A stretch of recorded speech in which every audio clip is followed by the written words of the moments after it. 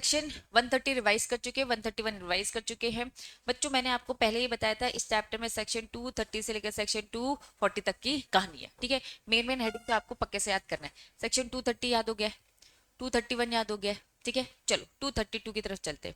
इन्होंने कहा 232 की तरफ चलने से पहले हम आपको ये बता दें कि merger amalgamation word companies act में कहीं भी डिफाइंड नहीं है। लेकिन हाँ, जनरली हम क्या समझते हैं, अगर ट्रांसफरर और ट्रांसफरी कंपनी की बात को, वोडाफोन कंपनी क्या है, वोडाफोन कंपनी क्या है, ट्रांसफरर। ट्रांसफरी कंपनी कौन है, आइडिया। मतलब दोनों मिलकर वोडाफोन आइडिया जब बन जाएंगे तो ट्रांसफरी कंपनी आइडिया के साथ आकर मिली है। मतलब ये वोडाफोन उठकर सीधा काम करने आती है किसके साथ, आइडिया के साथ। मतलब वोडाफोन कंपनी अब एग्जिस्ट नहीं करती। तो चलो ये तो, अगर अमलगमेटिंग वोडाफोन कंपनी को हम क्या बोलेंगे, अमलगमेटिंग, ठीक है। और आइडिया कंपनी को क्या बोलेंगे, अमलगमेटेड। तो अब आपको यहाँ पे ट्रांसफर ट्रांसफर वर्ड यूज नहीं करेंगे, ये लोग क्या वर्ड यूज करेंगे, अमलगमेटिंग और अमलगमेटेड।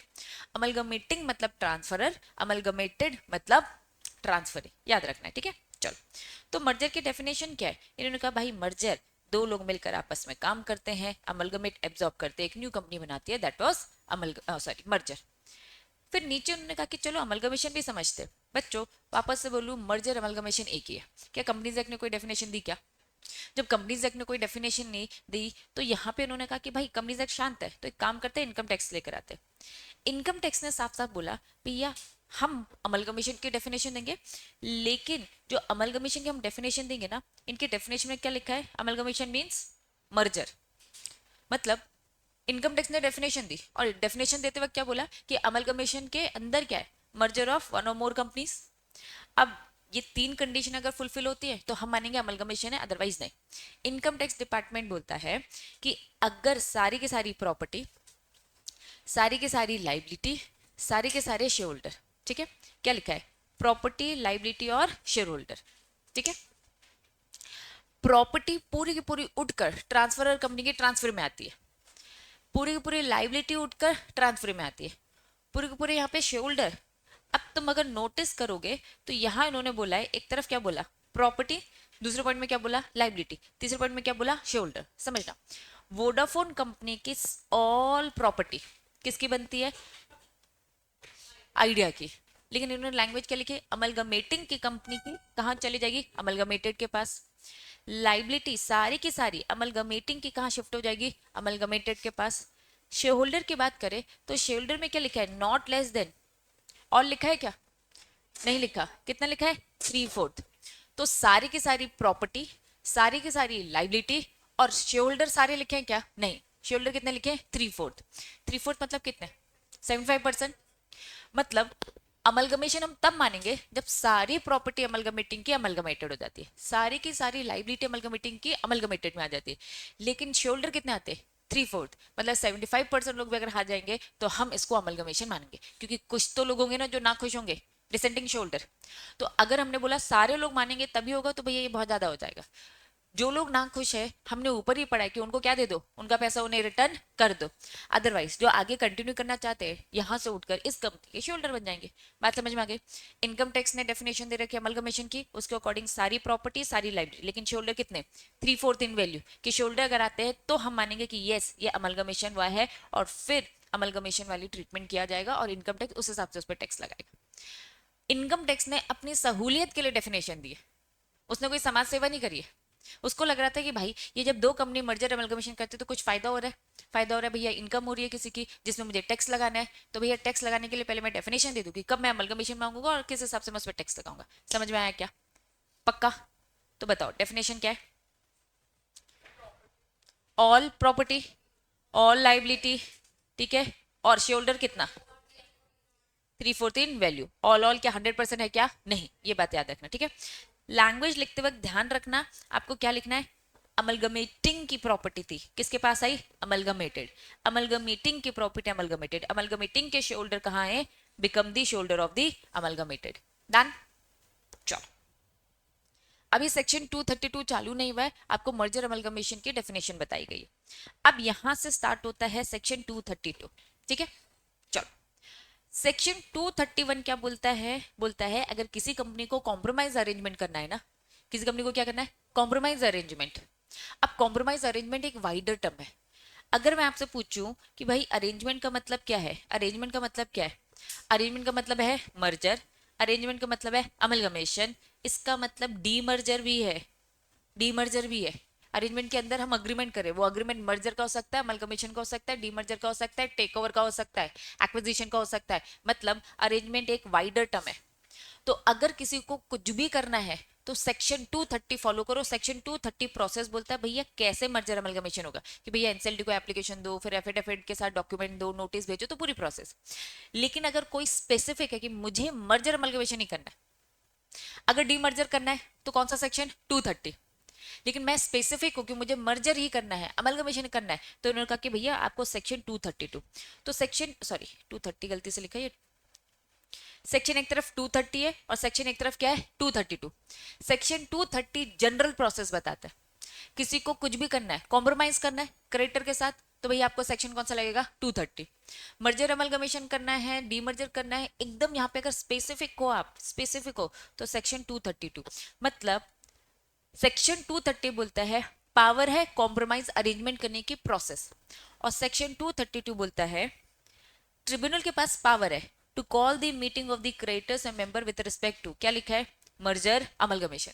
यहाँ पे क्या कॉम्प्रोमाइज अरेंजमेंट बोला नहीं, तो वो एक जनरल प्रोसेस है। अगर आप कंफ्यूज हो कि आप क्या कर रहे हो, अगर क्रेडिटर के साथ कॉम्प्रो करोगे तो सेक्शन 232 लगाओगे कि सेक्शन 230, 230। डीमर्जर कर रहे हो तो भैया क्या कर रहे हो। तो कुल मिलाकर इन्होंने बस बोला कि हम स्पेसिफिक बोल रहे हैं, अगर आप मर्जर कर रहे हो तो प्रोसेस सेम है। ऊपर जो हमने पढ़ा यहाँ पे ऐसे टर्म्स आएंगे, इसका मतलब क्या होता है, ये मुटाटिस मुटेंडिस मतलब क्या होता है, इन्होंने साफ बोला है, क्योंकि ये भी तो वहां पे भी तो मर्जर अमलगमेशन ही हो रहा था। तो यहाँ पे उन्होंने बोला भैया सेक्शन 230 में जितनी बातें बोल रखी है वो सेम होगी, लेकिन बस हम थोड़ी सी और डिटेल में जाएंगे और थोड़ी सी गहराई में जाएंगे, अदरवाइज सारी बातें तो ऑलमोस्ट सेम होंगी। तो चलो स्टार्ट करते हैं। सबसे पहली बात, एप्लीकेशन दे रहे हैं हम सेम, सेक्शन 230 की तरह हम एप्लीकेशन देंगे। क्या करें भैया, कॉम्प्रोमाइज अरेंजमेंट करें, स्कीम अंडरटेकिंग प्रॉपर्टी वगैरह ले रहे, ठीक है। ट्रिब्यूनल में such application order the meeting, same बातें थी। ट्रिब्यूनल क्या करेगा, एप्लीकेशन जैसे आएगा मीटिंग का ऑर्डर देगा, किसको, क्रेडिटर या फिर क्लास ऑफ क्रेडिटर, मेंबर या फिर class of member, as the case में भी। उस हिसाब से फिर एनसीएलटी क्या करवाएगा, मीटिंग कराएगा। इन्होंने कहा भैया अपने सेक्शन 230 के सबसेक्शन 3 से लेके 6 तक जितनी भी बातें पड़ी है सेम क्या है, फॉलो करो। अब जरा मुझे 3 बताओ, 3 क्या था। फर्स्ट था एप्लीकेशन देना, सेकंड था सपोर्टिंग डॉक्यूमेंट के साथ, थर्ड था नोटिस, फिर उसमें क्या था, नोटिस में प्रॉक्सी वाली बात, 3 4 5 क्या बोलता है, रेगुलेटर्स को भी दे दो नोटिस, 6 क्या बोलता है, शोल्डर से परमिशन ले लो। इन्होंने कहा भैया 3 से 6 एकदम क्या है, मुटाटिस मुटेंडिस सेम है। क्यों, क्योंकि हम यहाँ पर स्पेसिफिक होके बस मर्जर अमलगमेशन की प्रोसेस बोल रहे, क्या चीज यहां तक क्लियर है बच्चों, पक्का। अब सबसेक्शन 1 सिंपल बोलता है एप्लीकेशन दे रहे हो, सेम सारी चीजें वैसी ही होंगी जो 2 से 6 तक ऊपर सेक्शन 230 में पड़ा। सबसेक्शन 2 बोलता है भैया डॉक्यूमेंट और सर्कुलेट करना, जब मेंबर और क्रेडिटर्स की मीटिंग होगी ना तो एक्स्ट्रा डॉक्यूमेंट, हम ज्यादा डॉक्यूमेंट्स देंगे। वहां पे भी था, अगर तुम्हें याद हो कि भैया ये सारी चीजें कंसीडर कर लेना, यहाँ पे उन्होंने बोला कि एनसीएलटी ऑर्डर दे रहा है कि आपको ये डॉक्यूमेंट सर्कुलेट करना पड़ेगा। जरा पहला पॉइंट पढ़ो क्या बोलता है। मैंने आपको बोला था स्कीम आएगा, तो स्कीम का मतलब क्या समझना, कौन सा वाला प्लान जिसमें वोडाफोन कंपनी और आइडिया मिलकर काम करे। इस प्लान में लिखा होगा कि भैया इनके शेयरहोल्डर को भैया कितने शेयर्स मिलने वाले, इन एम्प्लॉयज के साथ क्या होने वाला है, इनके केएमपी इनके डायरेक्टर का क्या होने वाला है, क्योंकि ये तो कंपनी अब एग्जिस्ट नहीं करेगी ना, कितने हमें रखना है, डायरेक्टर हटाने हैं रखने, क्या करना है, उनकी क्या सैलरी रहेगी, उनकी क्या पोजीशन रहेगी, तो ये सारी चीजें स्कीम में लिखी होगी, ठीक है। तो ड्राफ्ट करो propose terms of the scheme drawn up adopted by the director of the merging company. कुल मिला के उन्होंने बोला भैया ये सर्कुलेट करो स्कीम, ये स्कीम दो, वोडाफोन कंपनी अपने मेंबर्स को स्कीम दो, ताकि वो अप्रूवल के लिए जब आएंगी ना वोटिंग करेंगे तो फेवर में करे, तो स्कीम में सारी बातें क्लियरली लिखी होनी चाहिए। दूसरा, कंफर्मेशन दैट की copy of the draft scheme साथ में किसको भेजो, आरओसी को, अपने मेंबर्स को दे दो, आरओसी को दे दो।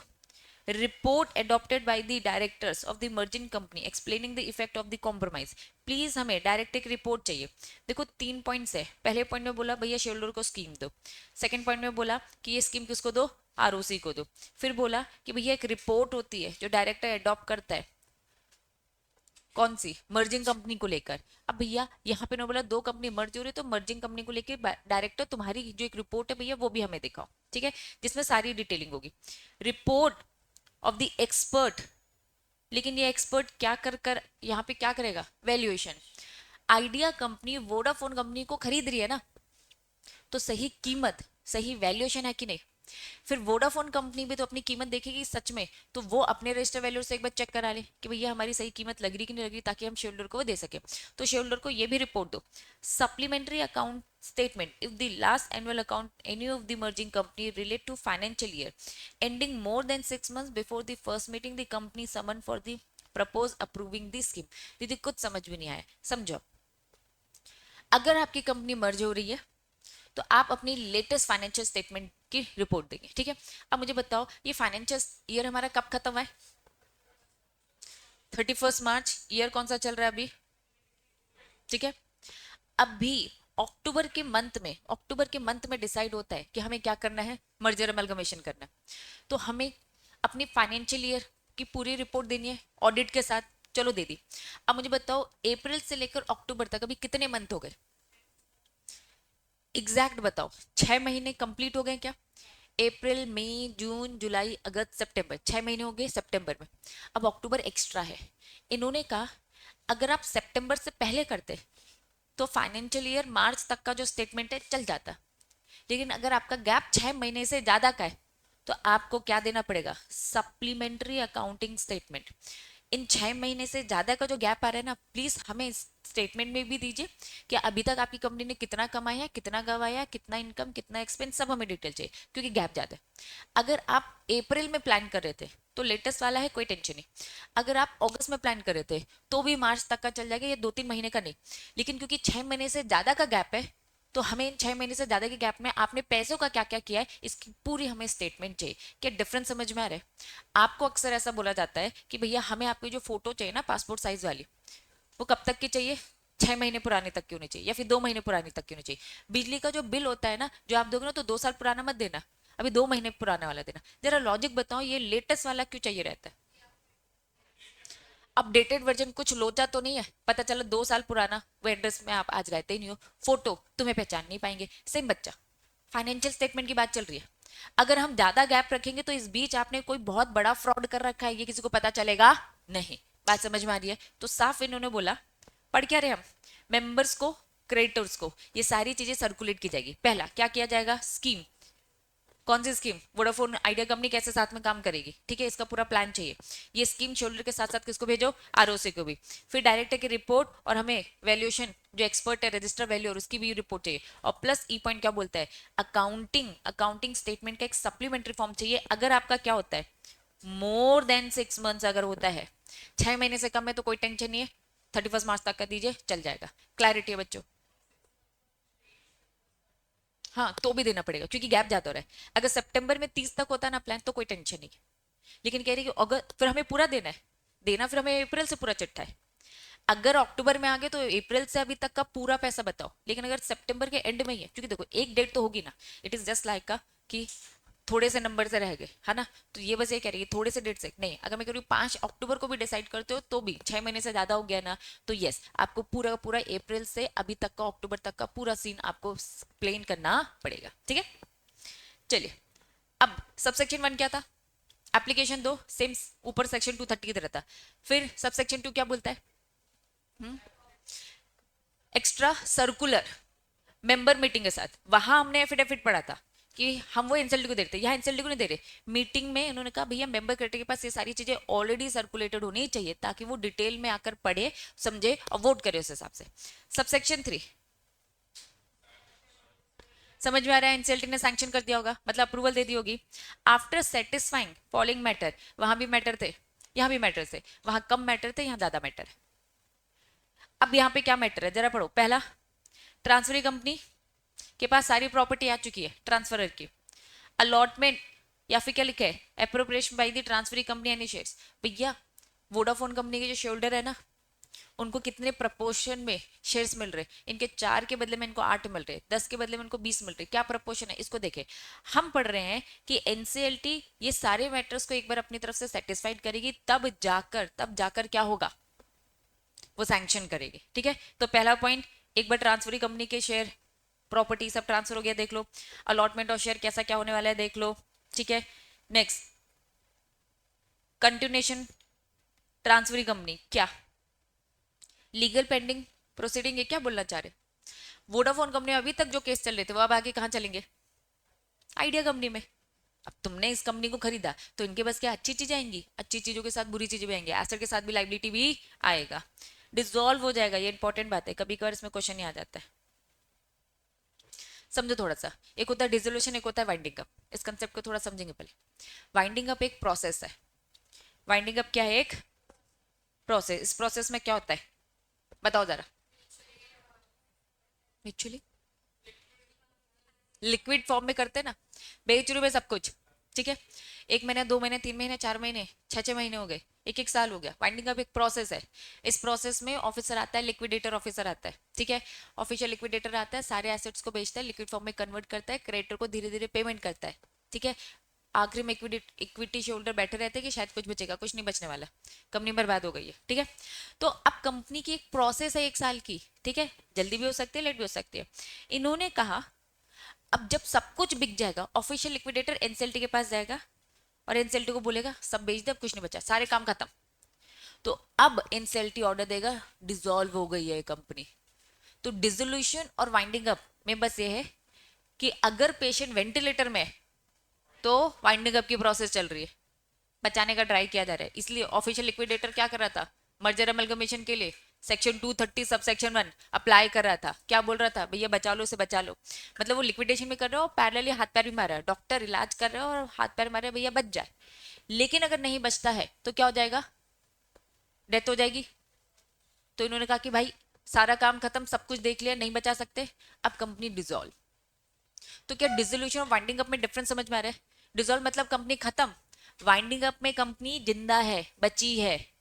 कहो मर जाए, कहो बच जाए, अब वो प्रोसेस है, उस प्रोसेस में जो भी हो रहा है। अब इस लाइन को एक बार पढ़ो, मुझे बताओ क्या बोल रहा है। वोडाफोन कंपनी डिसॉल्व हो जाएगी विदाउट वाइंडिंग अप। क्यों इन्होंने ऐसा बोला? क्यों इन्होंने ऐसा बोला? इन्होंने कहा भाई तुमको पूरे से खरीद लिया है तो क्या बेचने की प्रोसेस चले? क्या तुम्हारी क्या वाइंडिंग अप की प्रोसेस चली? क्या नहीं। अक्सर कंपनी खत्म होती है तो पहले वाइंडिंग अप की प्रोसेस, फिर डिसॉल्व होती है। लेकिन क्योंकि आपको खरीद लिया गया, आपके पूरे एसेट कहाँ उठ के आ गए? आइडिया कंपनी के पास। लाइबिलिटी इधर आ गई है, शोल्डर उठ के आ गए, तो आपकी कंपनी डिसॉल्व, खत्म, रजिस्टर में से जीरो हो जाएगी, लेकिन वाइंडिंग अप की प्रोसेस में जाए बिना। कंसेप्ट समझ में आया? पक्का एग्जाम में कभी कभार ऐसे क्वेश्चन आते हैं कि ऐसा कब होता है कि बिना वाइंडिंग अप की प्रोसेस में जाए हुए आप डिसॉल्व हो सकते हो। क्लिक होगा? पक्का? चलो नेक्स्ट क्या पढ़ रहे? पढ़ क्या रहे? मीटिंग में क्रेडिटर मेंबर्स को क्या क्या सर्कुलेट किया जाएगा? Provision to be made for any person within such time manner, जो भी एनसीएलटी बोलेगा कि भैया किसने डायरेक्शन दिया, किसने डिसेंड किया, प्लीज हमें बताओ। शेयर कैपिटल, भैया हमारी कंपनी के ना एक नॉन रेसिडेंट शेयर होते, वोडाफोन कंपनी के शेयर होल्डर बस इंडिया में नहीं थे, इंडिया के बाहर भी थे। उनका क्या हो रहा है, उनको कैसे दे रहे, स्कीम में ये सारी चीजें कवर है कि नहीं, एनसीएलटी अपने लेवल में क्रॉस चेक कर रहा है, ये सारी बातें कवर है क्या? कवर होगी तो ही वो सैंक्शन करेगा, अदरवाइज सैंक्शन नहीं करेगा। नेक्स्ट, ट्रांसफर दी एम्प्लॉइज। ट्रांसफरर वोडाफोन का जो एम्प्लॉय है, ट्रांसफर कंपनी में आ रहा है कि नहीं आ रहा है, कहीं उनके साथ गलत तो नहीं हो रहा, उनको ऐसे ही तो नहीं निकाल दिया जा रहा है। अगर उन्हें ऐसे निकाल दिया जाएगा तो भैया एनसीएलटी थोड़ा सोचेगा, क्योंकि वो चाहता है कभी भी एम्प्लॉयमेंट खत्म ना हो। वोडाफोन के खत्म होने से आइडिया के साथ वो मिक्स करे तो भैया एम्प्लॉय को क्यों दूर करो, काम भी तो आपका बड़ा ना। तो प्लीज उस एम्प्लॉय को कंटिन्यू करो। उस एम्प्लॉय को लेकर आपने क्या प्लानिंग कर रखी है, हमें थोड़ा सा डिटेल में स्कीम में बताइए। स्कीम में अगर ये सारी चीजें है तो सैंक्शन मिलेगा, अदरवाइज सैंक्शन मिलने वाला नहीं है। बातें समझ में आ रही है बच्चों? पक्का? चलिए नेक्स्ट क्या लिखा है। ट्रांसफर कंपनी अगर लिस्टेड कंपनी है, ट्रांसफर कंपनी अगर लिस्टेड कंपनी है, अब ट्रांसफरर कौन सी है थी? Vodafone company. वोडाफोन कंपनी अगर लिस्टेड है तो इन्होंने कहा कि भैया तुम्हें कोई टेंशन नहीं, लेकिन अगर तुम लिस्टेड हो तो तुम्हें सारी फॉर्मेलिटीज फुलफिल करनी पड़ेगी। लिस्टेड कंपनी के एक्स्ट्रा कंप्लाइंसेस सभी जो बोलेगा वो एक्स्ट्रा कंप्लाइंसेस फॉलो करो। ट्रांसफर कंपनी क्या हो गया? ट्रांसफर कंपनी कौन था? वोडाफोन कंपनी डिसॉल्व हो गई है, ठीक है। और जो भी फीस वगैरह है, अब यहाँ पे थोड़ा ऑथराइज कैपिटल समझो। वोडाफोन कंपनी को नहीं मालूम था कि भैया वो खत्म होने वाली है, उनका मर्जर अमलगमेशन होने वाला है, ठीक है। फाइनेंशियल ईयर खत्म होता है अप्रैल मई में वो प्लान करते हैं। मई में क्या प्लान करते हैं कि हम अपनी कंपनी को ऑथराइज कैपिटल बढ़ाएंगे। What do mean by authorise capital? Total complete capital, ठीक है। आप जितना अपना ऑथराइज कैपिटल रखते हो उतनी ज्यादा आपको क्या लगती है बच्चों, फीस। आप आज ही से बोलोगे कि हाँ हम मार्केट से ना 100 करोड़ उठा सकते हैं, तो ऑथराइज कैपिटल में पहले से तुमने 100 करोड़ लिख दिया, अपने एक मेमोरेंडम में लिखा, और ये मेमोरेंडम आपने आरओसी के पास सबमिट किया, आरओसी आपका 100 करोड़ देखकर आपसे फीस ले लेगी। इसलिए पहले से 100 करोड़ मत लिखो, क्योंकि उसकी करोड़ों में फीस देनी पड़ जाएगी। जब अभी अभी पैसे की जरूरत नहीं है तो एक काम करो ना, कम रखो ना, 10 लाख तक लिखो अगर नहीं है जरूरत। 10 लाख, 10 लाख के हिसाब से फीस कम। लेकिन मान लो इन्होंने अभी अभी अपना ऑथराइज कैपिटल बढ़ाया था, किसने, वोडाफोन कंपनी ने, हमारी ट्रांसफर कंपनी ने। ट्रांसफर कंपनी ने अभी अपना वोडाफोन, सॉरी, ट्रांसफर कंपनी ने, वोडाफोन कंपनी ने अभी अभी अपना ऑथराइज कैपिटल बढ़ाया। हमने मंथ ले लिया, कब बढ़ाया भैया, मई में बढ़ाया। अब ये इसके बाद क्या करते, जून में क्या प्लान करते, मर्जर अमलगमेशन का। अब वोडाफोन कंपनी तो डिसॉल्व हो रही है ना, वो तो इधर आके आइडिया के साथ मिलेगी। आइडिया कंपनी को अपने शेयर होल्डर को क्या देना है, वोडाफोन के सारे शेयर होल्डर उठ के इधर आए, तो इनकी शेयर होल्डिंग बढ़ रही है, इनको भी ऑथराइज कैपिटल बढ़ाना है। लेकिन क्योंकि वोडाफोन कंपनी ने अभी अपना ऑथराइज कैपिटल बढ़ाया था और उसकी एक मोटी फीस आरओसी को दी थी, इसको हम इनके साथ एडजस्ट कर लेंगे, क्योंकि वोडाफोन ने फीस दी, इसका मतलब किसने फीस दिया, आइडिया ने फीस दी, भले 1 महीने पहले दी थी, तो इसे एडजस्ट कर लिया जाएगा। अब आओ मेरे साथ ये लैंग्वेज रीड करेंगे। ट्रांसफरर कंपनी अगर डिसॉल्व हो रही है, मेरे एग्जांपल के अकॉर्डिंग वोडाफोन कंपनी डिसॉल्व हो रही है, तो उन्होंने एक फीस दी थी, इफ एनी, अगर ऐसा सिचुएशन हुई है तो, अदरवाइज जरूर हो ना हो, हमने ना बढ़ाई हो वोडाफोन कंपनी ने, इफ एनी अगर ऐसी सिचुएशन हुई है, पेड किया था किसने, वोडाफोन कंपनी ने, on its authorise capital shall be, क्या लिखा है, set off against the fees payable by the transfer. Transfer जो भी फीस देने वाला है वो अपने ऑथराइज कैपिटल में फीस नहीं देगा आफ्टर अमलगमेशन, उल्टा इससे एडजस्ट कर लिया जाएगा। ठीक है, आरओसी को रिक्वेस्ट भेजी जाएगी कि अभी वोडाफोन ने जो किया था प्लीज उसको एडजस्ट करो, क्योंकि वो तो फीस वेस्ट जा रही है, क्योंकि अब थोड़ी ना वो बढ़ाएगा, वो तो अब डिसॉल्व हो रहा है, तो इसको यहाँ एडजस्ट कर लिया जाता है। क्लैरिटी है, मतलब कि बहुत साल पूरा देखो, ऑथराइज कैपिटल जस्ट बढ़ाया, उसके बाद उन्होंने कुछ इंक्रीज नहीं किया, कुछ नहीं इंक्रीज किया, तो ड्यूरेशन से लेना देना नहीं है। फॉर एग्जाम्पल तुमने ले लिया है ना, फेल ही हो रहा था ये मॉडल, तो एक काम करो इनको दे दो, ड्यूरेशन से लेना देना नहीं है, अगर उसके बाद तुमने इंक्रीज कर लिया था तो फिर आपको नहीं मिलेगा। मतलब आपने लिया, आपने यूज कर लिया तो खत्म हो गया ना, यूज नहीं किया बचा हुआ है तो यहाँ लग गया। ठीक, चलो फिर क्या लिखा है, कोई भी इंसिडेंटल,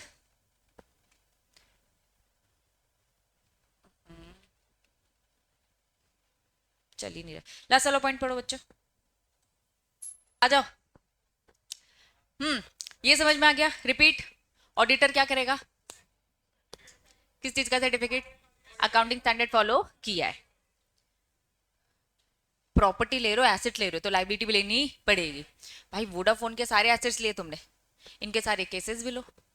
ठीक है, तुम्हें क्या लगता है तुम्हारे पेरेंट्स की अगर कोई प्रॉपर्टी है, उनके जाने के बाद वो पेरेंट्स की प्रॉपर्टी तुमको मिलेगी, तो क्या बस प्रॉपर्टी मिलेगी, लाइबिलिटी भी साथ में मिलेगी। उनको अगर कहीं लोन देना, लोन का रिपेमेंट करना होगा तो आपको भी वो पे करना होगा, तब वो प्रॉपर्टी मिलेगी, अदरवाइज नहीं। तो एसेट लाइबिलिटी, अच्छी चीजें भी मिलती हैं तो बुरी चीजें भी लेनी पड़ेंगी।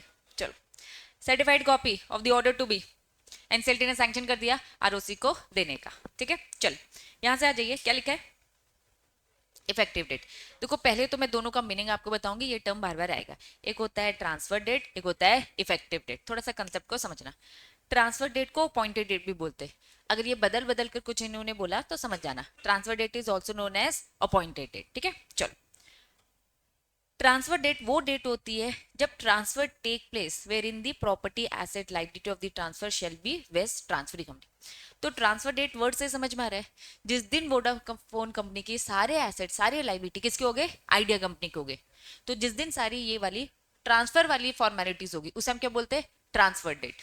नाम से काम याद होगा, लेकिन ट्रांसफर डेट को एक और डेट से बोला जाता है, अपॉइंटेड डेट। अगर मैंने आपसे पूछा what do mean by appointed date, तो क्या बताओगे, ट्रांसफर डेट, जिसमें सारे के सारे एसेट लाइबिलिटी ट्रांसफर कंपनी के हो गए, डन। अब है इफेक्टिव डेट। मर्जर और एमलगमेशन में क्या बस हम एसेट और लाइबिलिटी ट्रांसफर करते हैं, इसके अलावा और कोई काम नहीं है क्या, बहुत सारे काम है, बहुत सारी फॉर्मेलिटीज है, आरओसी को बताना है, ये सारे काम करना है। मर्जर जब पूरे से कंप्लीट हो जाता है, ऑल रिक्वेस्ट अप्रूवल, चाहे वो बोर्ड ऑफ डायरेक्टर की अप्रूवल हो, शोल्डर की, एनसीएलटी की, सारी फॉर्मेलिटीज जब खत्म हो जाती है उसे हम बोलते हैं इफेक्टिव डेट। तो अगर मैंने पूछा ट्रांसफर डेट, मतलब ट्रांसफर डेट क्या होता है, जब एसेट लाइबिलिटी बस ट्रांसफर। हमारा इफेक्टिव डेट क्या होता है, जब पूरे काम खत्म हो गए, ठीक है। अब आओ रीड करेंगे। हेडिंग में क्या लिखा है, effective date of this scheme. This scheme, effective date मतलब क्या होगा, सारी फॉर्मेलिटीज खत्म, ठीक है। The scheme under this section से clearly indicate the appointed date. Appointed date मतलब क्या था, ट्रांसफर डेट। स्कीम में साफ लिखा होगा कि भैया वो ट्रांसफर डेट क्या है, वो अपॉइंटेड डेट क्या है, जब सारे एसेट लाइबिलिटी आप इधर कर दोगे, from which it is shall be effective. Scheme deemed effective from such date and not the date subsequent to the appointed date. इन्होंने कहा कि हम इफेक्टिव डेट जब सारी फॉर्मेलिटीज खत्म हो जाएंगे तब से हम मानेंगे कि भैया स्कीम पूरी कंप्लीट है, ट्रांसफर डेट को नहीं मानेंगे। ट्रांसफर डेट में तो बस क्या हुआ है, प्रॉपर्टी ट्रांसफर हुई, बाकी फॉर्मेलिटीज बची है। स्कीम इफेक्टिव तब मानी जाएगी जब सारे सारे काम हो जाएंगे, इफेक्टिव डेट मानी जाएगी। समझ में आ रहा है पक्का। चलो नेक्स्ट हेडिंग क्या लिखा है, एनुअल स्टेटमेंट कौन सर्टिफाई करेगा, सीए सीएस सीएमएस सब प्रोफेशनल्स करेंगे। और किसको दे देंगे, रजिस्ट्रार को, every year until the completion of scheme. जब तक स्कीम कंप्लीट नहीं होती काम चल रहा है। तुम्हें क्या लगता है 2 दिन का काम है क्या, सालों लग जाते हैं इसमें। तब तक वोडाफोन कंपनी भी एग्जिस्ट कर रही है और यहाँ पर आइडिया कंपनी भी। तो वोडाफोन कंपनी अगर एग्जिस्ट कर रही है, आइडिया तो आगे भी चलेगी ना। खत्म कौन सी होने वाली है, वोडाफोन कंपनी। तो भैया जब तक वोडाफोन कंपनी खत्म नहीं हुआ तब तक उसके प्रोफेशनल उसके फाइनेंशियल स्टेटमेंट देते रहेंगे, एनुअल स्टेटमेंट देते रहेंगे कि साल भर में कितना क्या काम हुआ, ठीक। नेक्स्ट, नहीं फॉलो करोगे तो क्या लगेगी, पनिशमेंट। यहाँ पे हमारा सेक्शन 232 खत्म होता है और ये एक्सप्लेनेशन उसको बस एक बार 1111 रीड करना, ठीक है।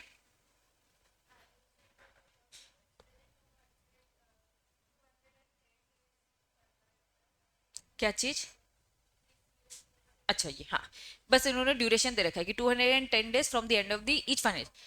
तुम्हारा फाइनेंशियल ईयर 1 साल से ज्यादा चल रहा है, आपका मर्जर अमलगमेशन में 2 साल लगे, कितने भी साल लगे, तो जब तक आपका फाइनेंशियल ईयर सॉरी जब तक आपका मर्जर खत्म नहीं हो जाता, तो जब जब फाइनेंशियल ईयर खत्म होगा 2 साल लगे आपके, तो पहले साल में आपने कितने 210 डेज के अंदर अंदर ये स्टेटमेंट देना है। ड्यूरेशन बस बताए।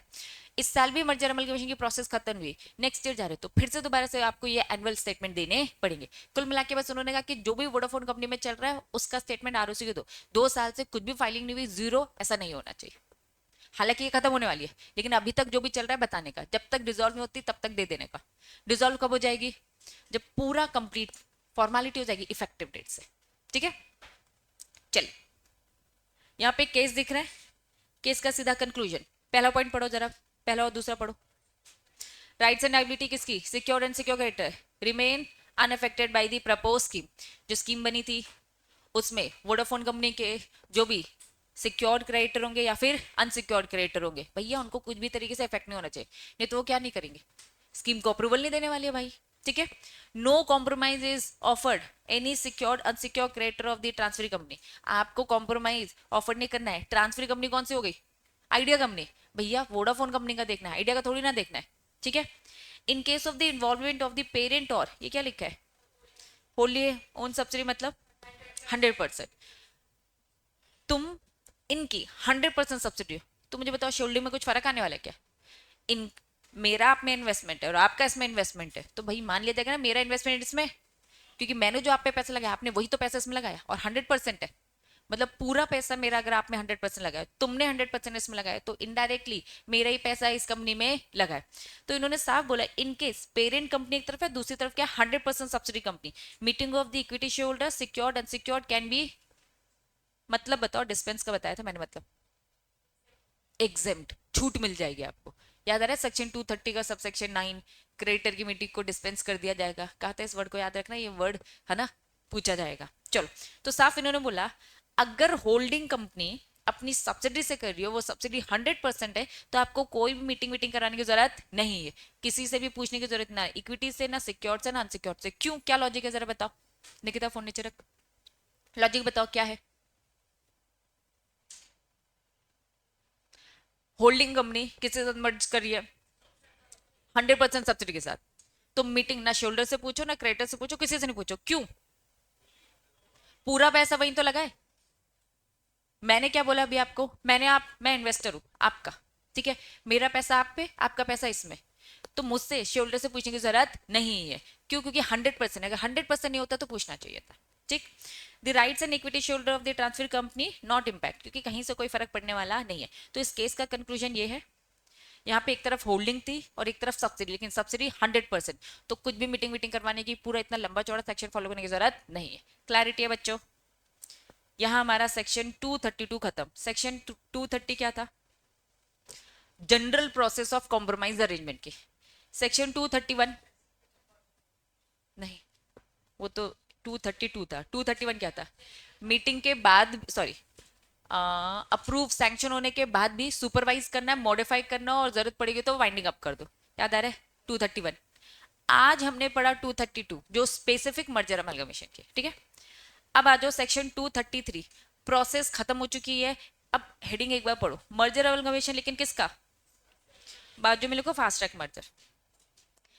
फास्ट ट्रैक, फास्ट ट्रैक मतलब क्या होता है? फटाफट, ठीक है। लेकिन कुछ सर्टेन कंपनीज को छूट दी है।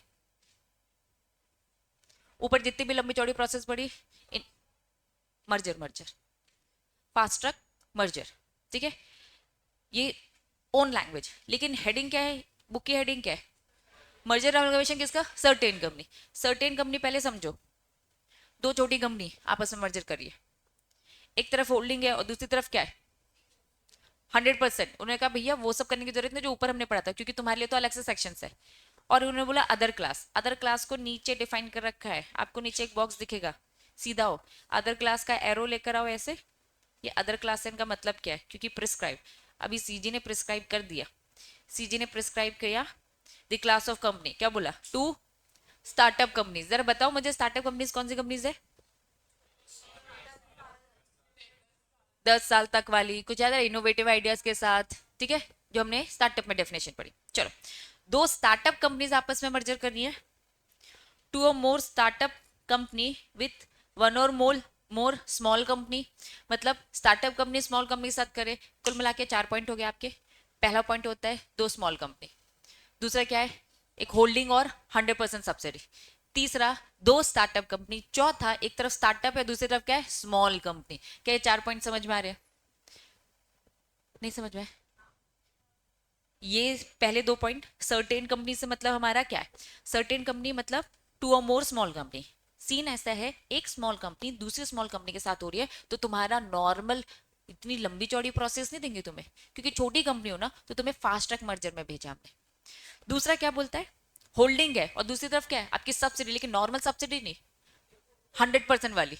अगर 100% है तो फास्ट ट्रैक में, 100% नहीं है ना, तो ऊपर वाली प्रोसेस, ठीक है। तीसरा उन्होंने क्या बोला? Other class. Other class CG के ऊपर छोड़ा इन्होंने डेफिनेशन, सॉरी रूल्स में बता दिया। अदर क्लास में बाद में अमेंडमेंट लाकर क्या बोला उन्होंने कि भैया अगर दो स्टार्टअप है तो उनके तो लॉज हम वैसे ही कम करना चाहते हैं। नेक्स्ट, एक तरफ स्टार्टअप है और दूसरी तरफ क्या है? स्मॉल। दोनों को, स्मॉल कंपनी को भी प्रमोट कर रहे हैं और स्टार्टअप को भी, तो दोनों साथ में। क्या 4 पॉइंट समझ आ रहे हैं? ये 4 कंपनीज को ऊपर सेक्शन 230, 231, 232 कुछ भी फॉलो करने की जरूरत नहीं है। रादर उनको क्या फॉलो करना है? सेक्शन 233, जो फटाफट आपका मर्जर कराएगा। तो चलो आ जाओ, रीड करेंगे। अगर कोई छोटी कंपनी आपस में कर रही है तो प्लीज आप सबसे पहले क्या करोगे? पहली फुर्सत में नोटिस दो। दो स्मॉल कंपनीज पहली फुर्सत में क्या देंगे? नोटिस। नोटिस में आपसे पूछेंगे आपको कोई ऑब्जेक्शन? रजिस्ट्रार बताओ, ऑफिशियल लिक्विडेटर बताओ, अगर कंपनी लिक्विडेशन में है तो लिक्विडेटर, अदरवाइज नहीं।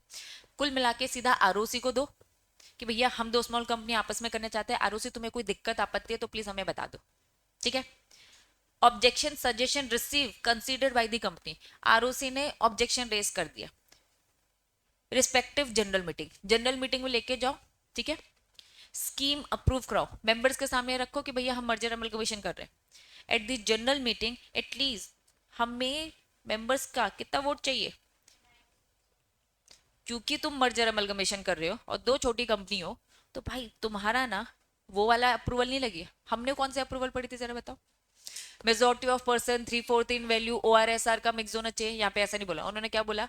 दो छोटी कंपनी हो ना, फास्ट ट्रैक में आ रहे हो ना, 90% लोग हाँ बोलेंगे तो ही आएंगे। अगर नहीं बोला 90% लोगों ने हाँ, तो भैया आपकी लंबी चौड़ी प्रोसेस में जाओ, उसके अकॉर्डिंग फिर majority in person 3/4 in value वो सब खेलते रहना है। बात समझ आ रही है? पक्का? चल, तो 90% की हमें क्या चाहिए? अप्रूवल चाहिए। नीचे उन्होंने बोला साथ में आपको क्या देना पड़ेगा? डिक्लेयर करना पड़ेगा। क्या डिक्लेयर करना पड़ेगा? जरा मुझे बताओ, सॉल्वेंसी क्या होता है? हमारी कंपनी इंसॉल्वेंट नहीं है, अच्छा खासा पैसा है हमारे पास, हमारा पर्पस मर्जर से किसी कुछ फ्रॉड करने का नहीं है, क्रेडिटर को ऐसे नहीं कि पैसा नहीं चुकाना, पैसा है बहुत है हमारे पास, ठीक है, with in the register. Each company, दोनों स्मॉल कंपनी एक डिक्लेरेशन देगी, हमारे पास अच्छा खासा पैसा है। नेक्स्ट स्कीम, क्रेडिटर भी हाँ बोलेंगे, क्रेडिटर में भी 90% ही लिखा है, लेकिन तरीका क्या लिखा है 9/10, ऊपर क्या लिखा था 90, दोनों का मतलब 90 होता है, लेकिन तरीके बस अलग अलग है, ठीक है। तो कुल मिलाकर चार बातें, पहला, दो स्मॉल कंपनी, दो स्टार्टअप कंपनी, एक स्मॉल कंपनी दूसरी स्टार्टअप कंपनी के साथ या एक होल्डिंग कंपनी 100% सब्सिडी के साथ मर्जर कर रही है, तो वो फास्ट ट्रैक मर्जर में आएगी। तो फास्ट ट्रैक मर्जर में पहले आरओसी को नोटिस दो, फिर मेंबर्स की मीटिंग में 90% लोगों की क्या चाहिए, अप्रूवल चाहिए, और क्रेडिटर की मीटिंग में 9/10 वैल्यू के क्रेडिटर्स की हाँ चाहिए, और साथ में हमें एक डिक्लेरेशन चाहिए जिसमें दोनों कंपनी बोलेगी, दोनों स्मॉल कंपनी बोलेगी हाँ हम इंसॉल्वेंट नहीं, हम सॉल्वेंट है। तो यस, सीधे से आपको बस स्टेटमेंट देकर आपका मर्जर अमलगमेशन हो जाएगा। क्या ये बातें समझ में आ रही है बच्चों? डिक्लेरेशन जो स्टेटमेंट होगा सेक्शन 230 के 3, जरा बताओ 230 का 3 क्या था? नोटिस। इन्होंने कहा प्लीज वही वाला नोटिस देना जब दोगे, शोल्डर की मीटिंग 90% बुला रहे हो। डिक्लेरेशन सॉल्वेंसी का फॉर्मेट यहां दे रखा है जो आपको देखने की जरूरत नहीं है। कॉपी ऑफ द स्कीम देने का, डिक्लेरेशन सॉल्वेंसी ईच कंपनी देगी। यहां तक चीजें क्लियर है? कुल मिलाकर प्रोसेस यहीं खत्म हो गई। क्या था फास्ट ट्रैक में, नोटिस दो, ठीक है, उनका अगर कोई ऑब्जेक्शन है डिस्कस करो जनरल मीटिंग में, 90% के हाँ पहुंचाओ, भैया खत्म। आपने दो चीजें, नोटिस भी दी और साथ में डिक्लेरेशन भी दिया, मीटिंग कराई क्रेडिटर की 90%, 9/10, 90% खत्म। यहाँ आपकी प्रोसेस खत्म होगी, ज्यादा कुछ लंबी पंचायत थी ही नहीं। जबकि वहां हमने क्या क्या पढ़ा था, इसको भेजो उसको भेजो, किसको भेजो, रेगुलेटर्स को भेजो, उनको ऑब्जेक्शन लो, ये सारी कहानियां थी। क्लियर है? सैंक्शन वैंक्शन ये सारी, इन्होंने कहा भैया बस बताओ खत्म करो, पूछने पूछने की जरूरत नहीं है। Section transferee company file the copy of the scheme जो अप्रूव्ड है। अभी सेक्शन 233 चल रहा है, सेक्शन 233 ही चल रहा है। 233 का वन क्या बोलता है, आप क्या करोगे, स्कीम इन सारी चीजों को ध्यान पे रखकर नोटिस वोटिस भेजो। सबसेक्शन 2 बोलता है transferee company file the copy of the scheme जो अप्रूव्ड हो गई है, सेंट्रल गवर्नमेंट इनको बस इन्फॉर्म करो, पूछने की जरूरत नहीं है। वहां पे हम ऑब्जेक्शन रेस करवा रहे थे ना, इनका ऑब्जेक्शन रेस मत करो, इनको सीधा से बता दो हम ऐसा कर रहे हैं, ठीक है। Registrar of the ROC official liquidator, बस इनको फाइल कर दो कि हाँ ऐसा हो गया ऐसा हो गया, बता रहे। एक होता है पूछना, ठीक है। अब उन्होंने स्कीम इनके पास अप्रूव कर दी, अब थोड़ा समझना, लेकिन अगर इनको दिक्कत है तो बच्चा ये हल्ला मचा देंगे कि कौन कौन किस किस को दिया था हमने, जरा बताओ। सीजी को दिया था, रजिस्ट्रार को दिया था और ऑफिशियल लिक्विडेटर, इनको इन्होंने अप्रूव स्कीम बता दी, भैया हमारे मेंबर्स ने हाँ बोल दिया, ये देख लो आप, हमारे हिसाब से तो सब डन है। उनको भी अगर कुछ दिक्कत नहीं तो खत्म हो जाएगी वहीं पे मैटर। लेकिन उन्होंने बोला नहीं हमें दिक्कत है। जैसे ही उन्होंने बोला कि नहीं तुम्हारी दो स्मॉल कंपनी आपस में अगर आ रही है तो हमें दिक्कत है, तो वो फास्ट ट्रैक मर्जर से डिस्कनेक्ट हो जाएंगी और कहाँ पहुंच जाएंगी, लंबी चौड़ी प्रोसेस वाले में चली जाएंगी। बात समझ में आ रही है? तो इन्होंने यहाँ पर बोला, आओ हेडिंग समझो, central government issue confirmation order where कोई ऑब्जेक्शन नहीं है, सीजी ने बोला हाँ हो जाओ आप मर्जर, हमें कोई दिक्कत नहीं है। सिचुएशन है, पहली सिचुएशन समझ में आई, उन्होंने बोल दिया कोई दिक्कत नहीं है। ऑब्जेक्शन रेस किया, किसने किया, रजिस्ट्रार ने भी किया, ऑफिशियल लिक्विडेटर ने भी किया, और इन लोगों ने ये चुगली किसको जाकर कर दी भाई, सीजी को। अब सीजी हल्ला मचाएगा, application by the CG to the NCLT वापस। हमने एप्लीकेशन किस किसको भेजी थी, सीजी को भी भेजी, ऑफिशियल लिक्विडेटर, रजिस्ट्रार। पहली सिचुएशन किसी को कोई दिक्कत नहीं, अप्रूव। दूसरी सिचुएशन रजिस्ट्रार को दिक्कत हुई, ऑफिशियल लिक्विडेटर को, इन्होंने किसको बताया, सीजी को, और सीजी ने किसको जाकर शिकायत की, ट्रिब्यूनल को, एनसीएलटी को। तो यहाँ पे उन्होंने कहा चलो एनसीएलटी को करी। If the registrar official liquidator any objection, ये जाकर कम्युनिकेट करेंगे किसको, सीजी को। इसके लिए उनके पास 30 दिन का समय। इफ नो सच कम्युनिकेशन तो मान लिया जाएगा इन्हें कोई दिक्कत नहीं है। If the central government after receiving the objection, objection receive करने के बाद ओपिनियन, उसे भी लगता है, सीजी को भी लगता है हाँ यार रजिस्ट्रार सही बोल रहा है, पब्लिक इंटरेस्ट के अगेंस्ट कुछ तो हो रहा है, तो यस वो एनसीएलटी को एप्लीकेशन देगा with in 60 days stating the objection कि हमें ये दिक्कत है। अब एनसीएलटी वो सारी बातें सुनेगा और सुनने के बाद ही फिर वो उसे सैंक्शन करेगा। बातें समझ में आ रही है? लंबी प्रोसेस खींच दी इन लोगों ने, जब ऑब्जेक्शन आया, ऑब्जेक्शन नहीं है तो बात वहीं पे खत्म हो जाती है। Tribunal action of the tribunal action to the central government application, opinion जो भी होगा उसे कंसीडर किया जाएगा, जो भी सीजी ने अपनी बातें रखी। Registrar having jurisdiction over the transfer company to be communicated. अब जो भी ट्रांसफर कंपनी है उसके रजिस्ट्रार, रजिस्ट्रार मतलब उसके आरओसी को इन्फॉर्म करो यस कि आपकी कंपनी मर्जर अमलगमेशन हो चुकी है, वट जो भी situation. Effect of registration scheme, scheme registered होगी, इसका मतलब क्या, इसका मतलब क्या है, स्कीम अगर रजिस्टर्ड हो गई है तो वोडाफोन जो कंपनी थी वो क्या हो चुकी है। बस इस छोटी कंपनी की बात कर रहे, छोटी कंपनी की बात करें कि भाई अगर स्कीम अप्रूव्ड तो वो खत्म, आप मिलकर काम कर रहे हो। स्कीम अप्रूव नहीं तो बात लंबी खींचती है, और बात लंबी खींचते हो ऊपर सेक्शन 230 और 232 के हिसाब से फिर चलने का, ठीक है। इसी में छुपा कर उन्होंने 233 का सबसेक्शन 8 और सबसेक्शन 9 डाल दिया। सबसेक्शन 9 क्या होता है, अगर रजिस्ट्रेशन होते तो ये सारे काम होंगे, जनरल बात, सारी की सारी प्रॉपर्टी लाइबिलिटी ट्रांसफर। चार्ज मतलब क्या होता है, चार्जेस मतलब क्या होते हैं, मॉर्गेज। इनकी मॉर्गेज कहाँ जाएंगे, आपके पास आ जाएंगे, ट्रांसफरी का हो जाएगा। लीगल प्रोसीडिंग जो इस कंपनी ट्रांसफर करा था किसका हो जाएगा, ट्रांसफरी कंपनी का हो जाएगा। डिसेंटिंग शोल्डर जो नाखुश थे इस कंपनी के, भैया liability of the transferee, transferee company तुम्हारी लाइबिलिटी है, डिसेंटिंग शोल्डर को क्या देने का, कैश दे के उनको फुर्सत करने का, एग्जिट अपॉर्चुनिटी देने का। बात समझ में आ रही है, पक्का पढ़ क्या रहे हैं। सेक्शन 233 हेडिंग बताओ क्या बोलता है, फास्ट ट्रैक मर्जर। वापस आएंगे जरा, फास्ट ट्रैक मर्जर क्या पढ़ रहे, फास्ट ट्रैक मर्जर कुछ सर्टेन कंपनीज है, small company, Holi own subsidy और टू स्टार्टअप, और एक तरफ स्टार्टअप है दूसरी तरफ स्मॉल, इनको बोला फास्ट ट्रैक। सबसे पहले आप नोटिस दो आरओसी को, ठीक है, नोटिस देने का कि भैया हम ये करने का सोच रहे। नोटिस के साथ साथ आपको डिक्लेरेशन देने पड़ेगा कि हम सॉल्वेंट है, फिर मीटिंग कराओ 90-90% की, क्रेडिटर के 9-10 और मेंबर्स के 90% के हामी चाहिए। फिर आगे चलकर इन्होंने क्या बोला, भैया ये स्कीम दे दो किसको, सीजी को दे दो, रजिस्ट्रार को दे दो और ऑफिशियल लिक्विडेटर को। अगर आपने रजिस्ट्रार सीजी इन सबको, इनका कोई ऑब्जेक्शन नहीं है, स्कीम खत्म, आपका प्रोसेस डन। लेकिन बात बढ़ जा रही है, अगर उन्होंने अपना ऑब्जेक्शन रेस किया, ऑब्जेक्शन अगर रेस किया तो आपको क्या करना पड़ेगा, अब उनकी बातें सुननी पड़ेगी, कंसीडर करना पड़ेगा, प्रोसेस थोड़ी सी लेंथी होगी। यहां तक चीजें क्लियर है।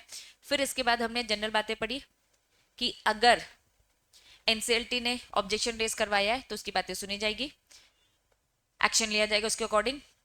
आरओसी जो भी आपका ज्यूरिडिक्शन लगता है उसको इन्फॉर्म किया जाएगा। स्कीम खत्म, आपका डिसॉल्व हो जाएगी, एक कंपनी दूसरी कंपनी कंटिन्यू करेगी।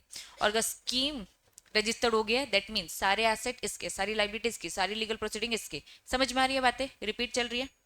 Transferee company not hold any share in its own name या फिर ट्रस्ट। समझो, ट्रांसफरी कंपनी भी तो इस कंपनी में कोई शेयर होल्ड करके बैठी थी,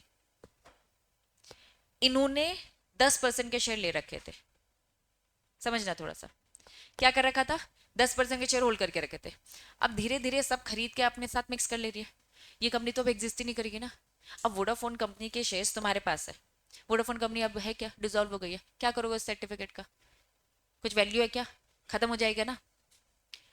ट्रांसफरी कंपनी, मेरे एग्जांपल में ट्रांसफरी कंपनी कौन है, Vodafone company, shall not merge amalgamation hold any share in its own name, अपने नाम पर शेयर होल्ड करके नहीं बैठेगी, in the name of any trust either on it's behalf या फिर subsidy associate, all such share shall be, क्या लिखा है, क्या हो जाएंगे, कैंसिल हो जाएंगे या फिर क्या हो जाएंगे, एक्सटिंग्विश हो जाएंगे, खत्म हो जाएंगे ना। क्या करोगे, ये वोडाफोन के शेयर्स रखकर, जब इस कंपनी के शेयर्स बेच नहीं सकते, खत्म हो चुकी है ना। तो साफ उन्होंने बोला अब तुम्हारे पास कोई शेयर इस नाम का नहीं होना चाहिए, क्योंकि आपने सारे शेयर्स खरीदे, आप ओनर बन गए इसके, आपने पूरे खरीद लिए ना, अब ये कंपनी तो खत्म, क्या करोगे। अगर ये भी चल रही होती और आप भी चल रही तो बात अलग थी, नहीं चल रही, वो डिसॉल्व हो चुकी है। डन बच्चों। नेक्स्ट सेटिंग क्या लिखा है, transfer company file application along with the scheme, क्या बोला होगा इसमें जरा बताओ, आरओसी को बोलोगे स्कीम अप्रूव हो चुकी है, हम आपको बता रहे हैं रजिस्ट्रेशन कर लो, ये खत्म हो चुकी है। क्लियर है बच्चों, पक्का, पूरी कहानी यही। तो अब जरा मुझे बताओ सेक्शन 233 स्टार्टिंग से 230, 231, 232, चार सेक्शन हमने पढ़े। 230 जनरल प्रोसेस, 231 की प्रोसेस खत्म होने के बाद भी आपका काम है, क्या काम है आपका, सुपरवाइज करो, मॉडिफाई करो, जरूरत पड़े तो वाइंड अप करो। Sub section 2 specific merger amalgamation की प्रोसेस थोड़ी सी और एक्स्ट्रा डिटेलिंग के साथ। 233 फास्ट ट्रैक मर्जर, ठीक है। अब फास्ट ट्रैक मर्जर अगर आपने पढ़ लिया है, नेक्स्ट हेडिंग बताओ क्या लिखा है, अब क्या कर रहे हैं, फॉरेन कंपनी के साथ इन्होंने क्या बोला भाई, ये क्या लिखा है, मतलब फॉरेन कंपनी हुई तो क्या हुआ, हमारी पूरी प्रोसेस सेम होगी, बस एक्स्ट्रा काम आपको क्या करना है, सीजी नहीं आएगा, फॉरेन एक्सचेंज आ जाता है ना, आरबीआई बैठेगा। इन्होंने कहा कि भाई फॉरेन कंपनी के लिए आपको बस एक बार आरबीआई से परमिशन लेनी है। अगर आरबीआई ने परमिशन दे दी, ये फॉरेन कंपनी की डेफिनेशन दे रही कि इनकॉर्पोरेट आउटसाइड इंडिया, ठीक है, एक बार आरबीआई ने परमिशन दे दी तो provision of this act apply mutatis mutandis. Extra formality RBI से पूछो, आरबीआई ने हाँ बोला, पूरी सेम फॉर्मेलिटी जो अभी तक करते हुए आए हैं, ठीक है। सेंट्रल गवर्नमेंट में रूल्स, सीजी आरबीआई के साथ मिलकर थोड़ा डिसीजन लेगी कि फॉरेन कंपनी के साथ क्या एक्स्ट्रा रूल्स होंगे, जो एक्स्ट्रा रूल्स होंगे आपको फॉलो करने पड़ेंगे। तो यहाँ इसकी कोई होल प्रोसेस नहीं है, क्योंकि प्रोसेस तो सेम लगेगी। अब देखो, तुम जो वो फॉरेन कंपनी के साथ कर रहे हो, क्या कर रहे हो, कॉम्प्रोमाइज कर रहे हो, अरेंजमेंट करो, कॉम्प्रोमाइज अरेंजमेंट करो तो सेक्शन 230। लेकिन अगर स्पेसिफिक मर्जर अमलगमेशन करो तो सेक्शन 232। बात समझ में आई, पक्का, इट्स डिपेंड क्या हो रहा है। चलो कुछ नहीं, रूल्स है, एक बार रीड करेंगे फॉरेन कंपनी को लेके, आरबीआई के रूल्स रेगुलेशन दे रखे। क्या सेक्शन 234 क्लिक हो रहा है, सेक्शन 230 क्लिक हो रहा है, general process, 231, 232, 233 certain company fast track, 234 foreign company. समझ में आ रहा है, पक्का, ठीक है। अब power to acquire shares, share holder dissenting, dissenting मतलब जो खुश नहीं है, जिन्होंने रिजेक्ट किया था, वोडाफोन कंपनी के कुछ शोल्डर थे जिन्होंने मना किया था कि भैया नहीं, हम आइडिया कंपनी के साथ कंटिन्यू नहीं करेंगे। तो जो डिसेंटिंग शोल्डर्स है उनका क्या होगा, तो मैं से सेक्शन बोल सकती हूँ take over, section 235 take over का ऑफर दिया जाएगा। किसको ऑफर दिया जाएगा, डिसेंडिंग शोल्डर। अब बच्चों ये पूरा शॉर्ट में पढ़ा रही हूँ, ये पूरा का पूरा सेक्शन, सब सेक्शन 3, 4 तक है, ये पूरा एक बार शॉर्ट में पहले समझो। सेक्शन 235 बोलता है भैया हम टेक ओवर कर रहे हैं, तुमने पहले ऑफर दिया, ट्रांसफरी कंपनी ने ट्रांसफर कंपनी को ऑफर दिया कि भैया मैं तुम्हें खरीदने में इंटरेस्ट, मैं तुम्हें टेक ओवर करना चाहता हूँ, ठीक है। एक होता है फ्रेंडली टेक ओवर, एक होता है हॉस्टाइल टेक ओवर। फ्रेंडली मतलब क्या, पूछा और सामने वाले ने हाँ बोल दिया। दूसरा, पूछा सामने वाले ने ना बोल दिया, गुस्से में अब तुम स्टॉक मार्केट से धीरे धीरे शेयर्स खरीदना चालू कर दोगे, टेक ओवर, ठीक है। मैं रिलायंस कंपनी के शेयर धीरे धीरे खरीद लूँ क्योंकि मुझे मालूम है जाऊंगी तो वैसे ही मना करने वाला है, तो अब मैं लालच दूंगी स्टॉक मार्केट से, ठीक है। तो अभी मैं लिस्टेड कंपनी की बात नहीं कर रही, नॉर्मल कंपनी की बात कर रही हूँ। सेक्शन 235 टेक ओवर की बात करता है, आपकी कंपनी ट्रांसफर कंपनी से पूछती है approve the scheme involving the transfer of share.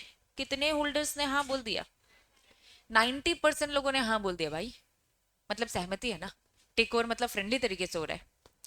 Approval shall be received, आप टेक ओवर तब कर पाओगे, थोड़ा सा कंसेप्ट थोड़ा समझो, ठीक है।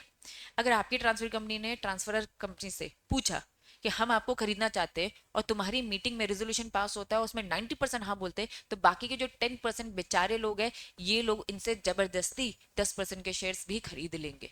क्या ये बात समझ में आ रही है। सेक्शन 235 क्या बोलता है, सेक्शन 235 बोलता है ट्रांसफर कंपनी के पास पावर आने वाली है। पावर कुछ ऐसी है कि अगर इनके 90% लोग हाँ बोलते हैं तो तुम्हारे पास पावर है कि जबरदस्ती किनसे ले सकते हो, वो 10% को भी आपको बेचना पड़ेगा। ये है पावर, समझ में आ रहा है, पक्का। एक बार हेडिंग फिर से पढ़ो, हेडिंग क्या लिखा है, power to acquire shares of the share holder, कौन से, डिसेंडिंग फ्रॉम द स्कीम या फिर contract approve by the majority. इनकी मेजोरिटी से मतलब क्या है, 90%। अगर मेजोरिटी के लोगों ने, अगर 90% लोगों ने हाँ बोल दिया ना, तो तुम्हारे पास, तुम्हारी ट्रांसफर कंपनी के पास पावर है, इनके 10% भी आप जबरदस्ती इनसे खरीद लोगे और ये लोग कुछ नहीं कर पाएंगे। खरीदना मतलब उनको पैसे दे दोगे, वो कहेंगे नहीं नहीं नहीं, नहीं हमें रखना है, रखना है, नहीं रख सकते। समझ में आया, क्लैरिटी है। अब पूरा डिटेल में प्रोसेस पढ़ेंगे। पहली कंडीशन क्या है, आपको पहले ट्रांसफरी को ट्रांसफर कंपनी के कितने खरीदने पड़ेंगे, 90% लेने पड़ेंगे। इसके लिए समय दिया गया है, कितना समय दिया गया है, अप्रूवल शेल बी रिसीव, आपके पास 4 महीने का समय है, इसमें 90% लोगों की हामी ले आओ। Offer is made by whom, कौन कर रहा है, ट्रांसफर कंपनी। कर तो ट्रांसफर ही कंपनी रहा है, लेकिन तुम उनकी मीटिंग में जाके घुसकर बोल दोगे क्या, ट्रांसफरी कंपनी ने ट्रांसफर कंपनी को ऑफर रखा, बोर्ड ऑफ डायरेक्टर को सही लग रहा है, तो बोर्ड ऑफ डायरेक्टर अपनी जनरल मीटिंग करा रहे हो, जनरल मीटिंग कह रही है कि चलो ठीक है हम पूछेंगे, और इसके लिए 4 महीने का समय दिया कि 90% क्लियर हो जाना चाहिए। पहला पॉइंट कंडीशन 90% होनी चाहिए, 90% का समय कितना है 4 महीने। थर्ड पॉइंट क्या बोलता है, ये पूरा प्रोसेस कौन करवा रहा है, ट्रांसफर के बिहाफ में transferor. After the expiry of the 4 months, जैसे 4 मंथ्स एक्सपायर होता है, transfer company shall be express, इन 4 महीने में जैसे तुमको मिला कि 90% लोगों ने हाँ बोल दिया, अब तुम क्या दोगे, अपनी इच्छा बताओगे कि बाकी 10% तुम्हारे भी अब शेयर हमारे हो जाएंगे।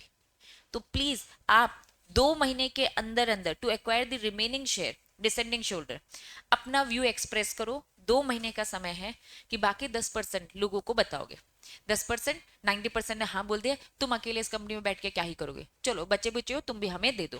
पहला 4 महीने और दूसरे 2 महीने में डिफरेंस समझ पा रहे हो, पहले 4 महीने में क्या हुआ, 90% की अप्रूवल जैसे मिली आपको, आपने एक नोटिस ड्राफ्ट किया और किसको दे दिया, 10% को, और अपनी इच्छा बताई। इच्छा क्या बताई, तुम भी दे दो, 90% लोगों ने तो दे दिया है।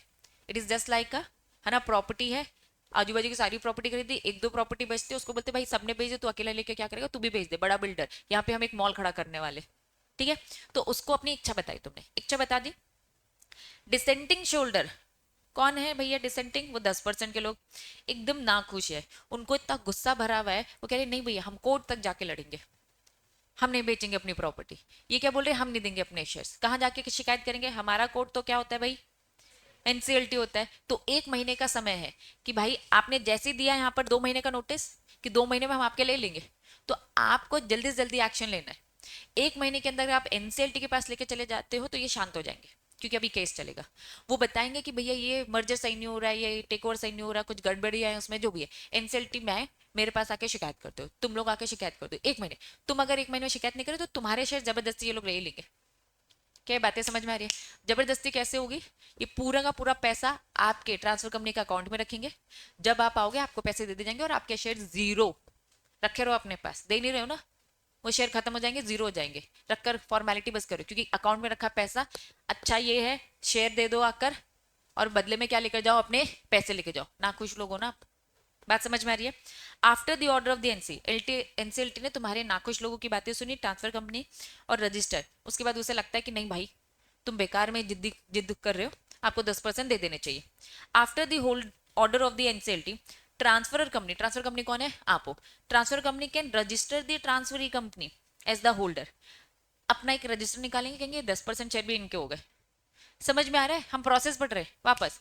पहला क्या आपको क्या करना है, इनके ट्रांसफर कंपनी को क्या करना है, 90% शेयर ले लेने। अगर 90% शेयर लेने, इसके लिए कितना समय दिया था, 4 महीने, इन 4 महीने में ले लो, जिस दिन आ जाएगा तुम्हें पता चल गया ना 90% आ गए, तो तुम्हारे पास पावर आ गई, कौन से पावर आ गए, डिसेंडिंग शोल्डर के 10% भी लेने की। लेकिन डिसेंडिंग शोल्डर के पास एक मौका है, क्या मौका है, एनसीएलटी के पास जाकर शिकायत करो। अगर एनसीएलटी के पास जाकर शिकायत करेंगे तो थोड़ा होल्ड पे रहेंगे। एनसीएलटी का ऑर्डर आया कि फ्री में जिद कर रहे हो, दे दो, फिर से इनके पास पावर इनकी एक्टिव हो गई, ये अब आपके ले लेंगे। कैसे ले लेंगे, रजिस्टर में लिख देंगे 10% के मालिक अब यही है, तुम आकर चुपचाप क्या करो, पैसे लेकर जाओ। तुमको पैसे नहीं लेना मत मानो, क्योंकि तुम बहुत ज्यादा जिद्दी बन चुके, हम पैसे संभाल के रखेंगे, जब इच्छा होगी आके चुपचाप पैसे लेकर जाने का। शेयर की वैल्यू तो अब आपके पास कुछ बची नहीं है, क्योंकि शेयर सर्टिफिकेट तो भैया अब इनका हो चुका है ना, ऑफिशियली रजिस्टर में नाम इनकी एंट्री हो चुकी है, कब, एनसीएलटी के ऑर्डर के बाद। बात समझ में आ रही है। And the within 1 month the date of registration inform descending shoulder the fact कि registration receipt of the amount, उनको बोल दिया जाएगा आओ पैसे लेकर जाओ। किनको बोला जाएगा, किनको बोला जाएगा, वो 10% के डिसेंटिंग को कि कंसिडरेशन लेकर जाओ। Any sum receive by the transfer company shall be paid into separate, separate account में पैसे संभाल के रखो, जब ये लोग है ना बुरा मानना छोड़ देंगे आके पैसे लेकर जाएंगे। And shall be held by the companies interest shall be disburse to the entitled shareholder on the 60, 60 दिन का समय हमें तुम्हें पे करना है। समझ में आया। तो पूरी कहानी सेक्शन 235 बोलता है कैसे टेक ओवर होगा। कहानी बस इतनी है, अगर 90% ने हाँ बोल देना, इनके पास पावर आ गई, किस चीज की पावर आ गई, डिसेंडिंग शोल्डर से फोर्सफुली लेने की। लेकिन उनके पास एक मौका है एनसीएलटी के पास जाने का, अगर ये एनसीएलटी के पास नहीं जाते हैं तुम फोर्सफुली ले ही लोगे। समझ में आ गया। 235 जरा फिर से आएंगे, सेक्शन 230 बताओ जरा, सेक्शन 230 जनरल प्रोसेस लंबी चौड़ी, ठीक है। 231 सुपरवाइज मॉडिफाई जरूरत पड़ेगी तो वाइंड अप। 232 मर्जर अमलगेशन की प्रोसेस स्पेसिफिक थी लेकिन कुछ बातें तो उन्होंने रिपीट मारी उसकी। 233 fast track merger. 234 foreign company mutatis mutandis बस आरबीआई एक्स्ट्रा आता है। 235 टेक ओवर। 90% लोगों ने बोल दिया ना तो 10% का टेक ओवर कर लोगे तुम। बात समझ में आ गई? पक्का? अभी भी क्या बचा है? 236 237 238 239। चलो 40 से शुरुआत करेंगे अब। आओ रुको ना, 40 कुछ नहीं है इसलिए बोल रही हूँ। पेज नंबर पहले मैं ढूंढ लूं। मेरे इसमें पेज नंबर है 493।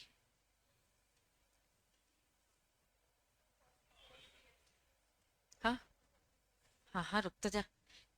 मर्जर अमलगमेशन की प्रोसेस 230 से 240 में खत्म, वो दूसरे हैं सेक्शंस। ठीक है। 240 हेडिंग पढ़ो, आप पढ़ बताओगे मुझे, जल्दी हेडिंग पढ़ो।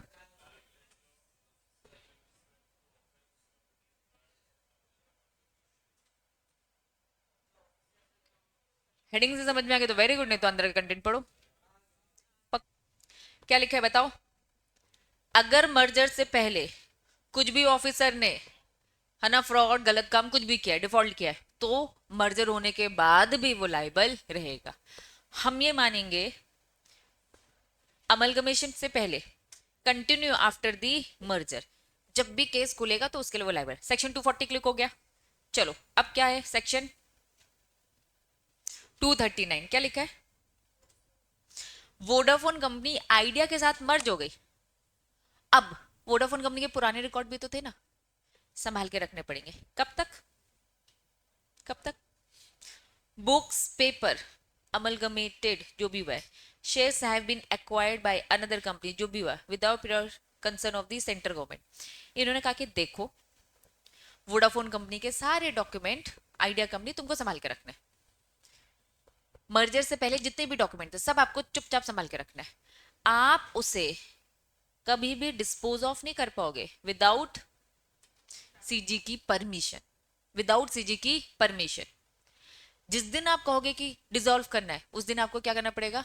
सीजी से पहले रिक्वेस्ट करो। बहुत टाइम से संभाल के बैठे भाई, अब हमें इसे खत्म करना है। सीजी कहेगा ठीक है, मैं पहले अपने लेवल में इन डॉक्यूमेंट को क्या कर लूं, चेक करवा लूं भाई, सब ठीक ठाक है कि नहीं, उसके बाद मैं रिजॉल्व करने दूंगा। तो कुल मिलाकर कब तक प्रिजर्व करना है? परमानेंट 8 साल, ये सारी कहानी नहीं है इसमें। कौन सी कहानी है? सीजी की परमिशन। सीजी ने अगर बोला डिसॉल्व करने को तो कर दो, सीजी ने मना कर दिया तो आप फिर से उसे कंटिन्यू संभाल के रखो। लेकिन जिस दिन आपको डिस्पोज करने का माने उस दिन जाकर पूछो, वो अलाउ करेंगे तो करेंगे, नहीं तो नहीं। बात समझ में आई? कोई टेम्परेरी परमानेंट रिजर्वेशन की जरूरत नहीं है। सीजी आ गया यहाँ पर। क्यों? क्योंकि मर्जर अमलगमेशन में कब क्या फ्रॉड आप इधर उधर कर दो किसी को पता ही नहीं। सेक्शन 240 क्लियर है। सेक्शन 239 क्लियर है। क्या लिखा है? रुको। Registration of offer scheme involve, क्या लिखा है? इन्होंने कहा कि भाई आपने जो भी ट्रांसफर किए हैं shares, every officer, every officer of the scheme contract involve the transfer of share any class, कोई भी सर्कुलर, any offer, कोई भी circular provided registrar may refuse, appeal NCLT को करो, director who issue the circular. कुल मिलाकर heading फिर से पढ़ो। रजिस्ट्रेशन करना है स्कीम का, जिस स्कीम में क्या लिखा है, आरओसी को जाकर रजिस्टर करने का। आरओसी एक्सेप्ट करेगा, रिजेक्ट करेगा, एक्सेप्ट करेगा सब सारी चीजें ठीक है, रिजेक्ट कर लेगा अगर उसे कुछ भी ठीक नहीं लगा। और साथ में जो ये शेयरहोल्डर थे ना, इनको इस कंपनी वोडाफोन कंपनी के शेयर्स खत्म करके आपने क्या किया, आइडिया कंपनी के दिए, तो ये सारे ट्रांसफर हो चुके हैं ना, ये सारी चीजें आरओसी को एक बार फुल फाइनल तरीके से बताने का। ये क्या? सेक्शन 238। ठीक है। अब जरा मुझे बताओ 230 जनरल प्रोसेस, 231 सुपरवाइज मॉडिफाई और wind up, 232 specific, 233 certain company fast track, 234 foreign company, 235 take over. ठीक है, टेक ओवर तक पढ़ा, उसके बाद अभी नहीं पढ़ा अपने। फिर 240 ऑफिसर लाइबल हो जाएगा। 239 प्रिजर्व रख के रखना, सीजी की परमिशन आती है इसमें। 238 आरओसी को जाकर रजिस्टर करना और ट्रांसफर ऑफिस, मतलब बचा क्या क्या आपका 236 237, ये दो बच्चे हैं, ठीक है। मुझे बताओ यहां तक चीजें क्लियर है तो ही आगे बढ़ेंगे, अदरवाइज नहीं बढ़ेंगे। क्लैरिटी है तो ब्रेक के बाद आगे कंटिन्यू करेंगे, ठीक बच्चे। पनस पढ़ाई का चालू करे बेटा। 236 ईशांत पक्का। चलो अब देखो क्या लिखा है, परचेज ऑफ माइनॉरिटी शेयरहोल्डिंग। जरा 237 में देख लो।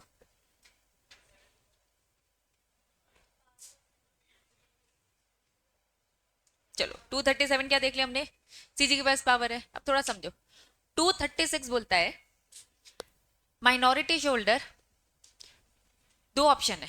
हमने अभी 236 और 237 पढ़ना है।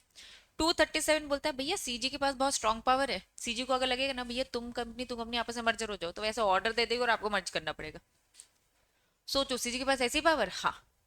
सीजी क्या कह रही भैया, ए कंपनी बी कंपनी तुम दोनों मर्ज होगे ना तो जनता का कुछ ज्यादा भला होने वाला है, तो आप दोनों को मर्ज हो जाना चाहिए। लेकिन अब भैया बुरा लग रहा है, ए कंपनी बी कंपनी ने खुद से थोड़ा ना सोचा था भाई, खुद से सोचने में और सीजी के ऑर्डर देने में डिफरेंस होता है। तो यस, सेक्शन 37 पूरी प्रोसेस बोलता है कि अगर सीजी को ठीक लगेगा तो मर्जर करा देगा। लेकिन अगर आप खुश नहीं हो, ए कंपनी बी कंपनी आपस में काम नहीं करना चाहते, तो प्लीज आपके पास भी ऑप्शन है, एनसीएलटी के पास जाओ, बातें सुनी जाएंगी, बातें सुनी जाएंगी। सीजी अगर स्ट्रॉन्ग पॉइंट रखता है कि हाँ कैसे जनता का भला होगा तो मर्जर करना पड़ेगा। अगर लगता है कि नहीं ये जास्ती कर रहा है, जबरदस्ती कर रहा है सीजी, अपने अपनी पावर का मिसयूज कर रहा है, तो यस एनसीएलटी आपका साथ देगा और आप अलग अलग ही काम करेंगे। तो पूरी होल प्रोसेस सेक्शन 237 में दे रखी है। क्या इंट्रो समझ में आया? चलिए अब आते हैं 236। 236 में लिखा था परचेस कर रहे हैं माइनॉरिटी शेयर होल्डिंग, ठीक है, परचेस कर रहे हैं क्या, माइनॉरिटी शेयर होल्डिंग। लेकिन इससे पहले जरा मुझे 235 बताओ क्या था, टेक ओवर। टेक ओवर की कहानी जरा मुझे बताओ, टेक ओवर में क्या था, अगर 90% लोग अग्री कर देंगे तो आपके पास पावर आ जाएगी बाकी 10% भी लेने की, ले सकते हो है ना। लेकिन अगर वो एनसीटी के पास आते तो रुको, एनसीटी के पास नहीं आते तो जबरदस्ती आप ले लोगे फोर्सफुली। तो एक्चुअल में अभी अगर मैं आपको समझाऊं तो 235 और 236 थोड़ा सा रिलेट होते हैं। 235 बोलता है माइनॉरिटी शेयर के जो शेयर से फोर्सफुली ले लिए जाएंगे। अगर 90% लोगों ने हाँ बोल दिया है तो क्या करेंगे ये लोग, ये क्या करेंगे फोर्सफुली बाकी के 10% ले लेंगे। 236 बोलता है माइनॉरिटी शेयर होल्डर के पास राइट है कि वो बेचेंगे। दोनों में फर्क है, एक में ये लोग छीन रहे हैं उनसे कि दो दो दो हमें, और इसमें क्या बोल रहा है कि भैया हम खुद से तुम्हें दे रहे, हमारा राइट है कि हम तुमको बेचेंगे। क्या ये दोनों में डिफरेंस समझ में आ रहा है? दोनों में कहानी ऑलमोस्ट तुमको सेम मिलेगी, इसमें भी वही 90% 10%, इसमें भी वही 90%। अगर कंपनी के 90% लोग अपने शेयर्स बेच देते तो बाकी के 10% के पास क्या है, राइट है, माइनॉरिटी की बातें सुनी जाएंगी। एक्चुअली में 235 और 236 दोनों रिलेटेड है। दोनों रिलेटेड इस तरीके से हैं, 235 में ये कह रहे कि भाई पहले एनसीएलटी की बात सुनी जाएगी। एनसीएलटी ने फेवर किया किसकी, ट्रांसफर कंपनी का फेवर किया। अगर ट्रांसफर कंपनी का फेवर किया तो ये क्या करेंगे, जबरदस्ती उनके ले लेंगे। लेकिन मान लो एनसीएलटी ने किसको फेवर किया, वो 10% को फेवर किया, तो उनके पास राइट है, वो चाहे तो क्या करे, बेच के निकल जाए। दोनों में बेचना हो रहा है, लेकिन एक में उनका राइट है कि उनके पास ऑप्शन है वो चाहे तो बेचे, और एक में ऑप्शन नहीं है, कंपलसरी उनसे ले लिया जाएगा। क्या डिफरेंस समझ आ रहा है? पहले मैं सेक्शन 235 का इंट्रो फिर से बता रही हूं। एक कंपनी इमेजिन करो वो टेक ओवर हो रही है, इसका टेक ओवर नाम था, ठीक है। अगर 90% उससे ज्यादा के लोग अगर बेच देते हैं तो रिमेनिंग जो 10% है उनसे फोर्सफुली रिमेनिंग 10% से ले लिया जाएगा। This section allow the company to take over the compulsory acquisition share from those जो अग्री नहीं कर रहे। ये क्या था, सेक्शन 235। लेकिन अगर 236 की बात करूं, कंपनी के अगर 90% और more another company share remaining small share holder, वो स्मॉल शेयर होल्डर कितने बचे, 10% के, can choose sell their share, वो चाहे तो बेच सकते हैं, वो चाहे तो बेच सकते हैं to the acquiring company the protection of the minority share holder by allowing them, आपको क्या दे रहे हैं, एग्जिट अपॉर्चुनिटी दे रहे, sell their right to the big company one its own most of the share. उनको लग रहा है भाई 90% के बिक चुके, हम ही बचे तो चलो हम दे देते। दोनों में फर्क ये है, एक में उनकी बातें क्या की जा रही है, फोर्सफुली लगाई जा रही है, और एक में क्या बोला जा रहा है, ऑप्शन। तो दोनों में डिफरेंस यही है, 90% share holder agree to sell section 235 में फोर्सफुली, और 90% से ज्यादा अगर बोल देते हैं तो बाकी रिमेनिंग चूज करें, तो फोर्स और चूज करने में, सेलेक्ट करने में डिफरेंस है, बस यही डिफरेंस है, समझ में? हाँ, 10% वो अपने पास ही होल्ड करके रखे, लेकिन हम 235 में बोले भैया टेक ओवर है, कंपनी खत्म ही हो रही है, जब कंपनी खत्म हो रही है तो तुम रख के क्या करोगे? अगर तुम रख रहे हो दैट मीन्स वो कंपनी एग्जिस्ट करती है, कंपनी जिंदा है, कंपनी चल रही है, तुम बस 90% के शेयर जिस दिन चाहे वो आपको बेच दे तो आपकी ये होली ओन सब्सिडी बन जाएगी। क्या दोनों में डिफरेंस समझ में आ रहा है? दोनों में डिफरेंस क्या है? 235 में कंपनी खत्म हो रही है, 235 में कंपनी खत्म हो रही है, अगर ये खत्म हो रही है तो ये कंपनी जब जिंदा ही नहीं रहेगी, इसके शेयर्स रख के क्या करोगे? फोर्सफुली हम आपसे ले रहे। 236 में क्या हो रहा है? कंपनी एग्जिट करती है, ये होल्डिंग सब्सिडी का रिश्ता बनने वाला है। अगर पूरे 100% आ जाते तो ये होल्डिंग हो जाएगी और वो आपकी 100% सब्सिडी हो जाएगी। क्या ये बात समझ में आ रही है? लेकिन वो 100% सब्सिडी नहीं हो पा रही क्योंकि उनके पास क्या है? ऑप्शन, और ऑप्शन में ये शेयर्स अपने पास रखेंगे तो 100% सब्सिडी नहीं, नॉर्मल सब्सिडी कहलाएगी। डिफरेंस समझ में आ रहा है? पक्का? अगर डिजोल्व हो रही है तो आपको देना ही पड़ेगा, डिजोल्व नहीं हो रही है तो आप उसे छीन नहीं सकते। क्या 235 और 236 में मेन डिफरेंस समझ में आ गया? चलो अब पढ़ते हैं 236। 236 की हेडिंग ही क्या लिखी है? Purchase of the minority share holding. Notification, सबसे पहले मेजॉरिटी शेयर होल्डर जब पूरा ले चुके होंगे वो नोटिफिकेशन दिए। व्हेन द एक्वायरर, ये कंपनी मेरी एक्वायरर है, ये कंपनी मेरी एक्वायरर है, और अ पर्सन एक्टिंग कंसर्न, ये वर्ड का मतलब क्या है? अगर एक्वायरर और पर्सन एक्टिंग कंसर्ट, मतलब कि ये लोग और वो सारे लोग जो इनके ऑर्डर को, इनके इंस्ट्रक्शन के अकॉर्डिंग एक्ट करते हैं, सबका मिलाकर। फॉर एग्जाम्पल मैं रिलायंस कंपनी को टेक ओवर करना चाहती हूँ, मैं रिलायंस कंपनी को खरीदना चाहती हूँ। अगर मैं खरीदना चाहती हूँ तो भैया मेरे अकॉर्डिंग कौन कौन काम करेगा? रॉकी सर करेंगे, अभिषेक भैया करेंगे, हमारे सारे पार्टनर्स करेंगे। क्या ये बात समझ में आ रही है? तो पर्सन एक्टिंग कंसर्न मतलब कि एक्वायरर वो जो खरीद रहा है, और एक्वायरर की डेफिनेशन में वो सब आ जाएंगे जो एक्वायरर की बातें मानते, उसके अकॉर्डिंग एक्ट करते, जिसमें रॉकी सर, अभिषेक भैया, प्रिया मैम, साक्षी मैम सब कवर हो जाएंगे। तो अब रिलायंस कंपनी में क्या दिखेगा? मेरे पास तो 10% है, लेकिन अगर सच बताएं तो 10% किसने खरीद लिए? रॉकी सर ने, 10% अभिषेक सर ने, 10% साक्षी मैम ने, 10% प्रिया में, हम सब मिलकर क्या कर रहे? रिलायंस कंपनी को टेक ओवर कर रहे इनडायरेक्ट तरीके से। तो ये छुपा छुपा के आपको नहीं करना है, आपको मिलजुल कर करना है।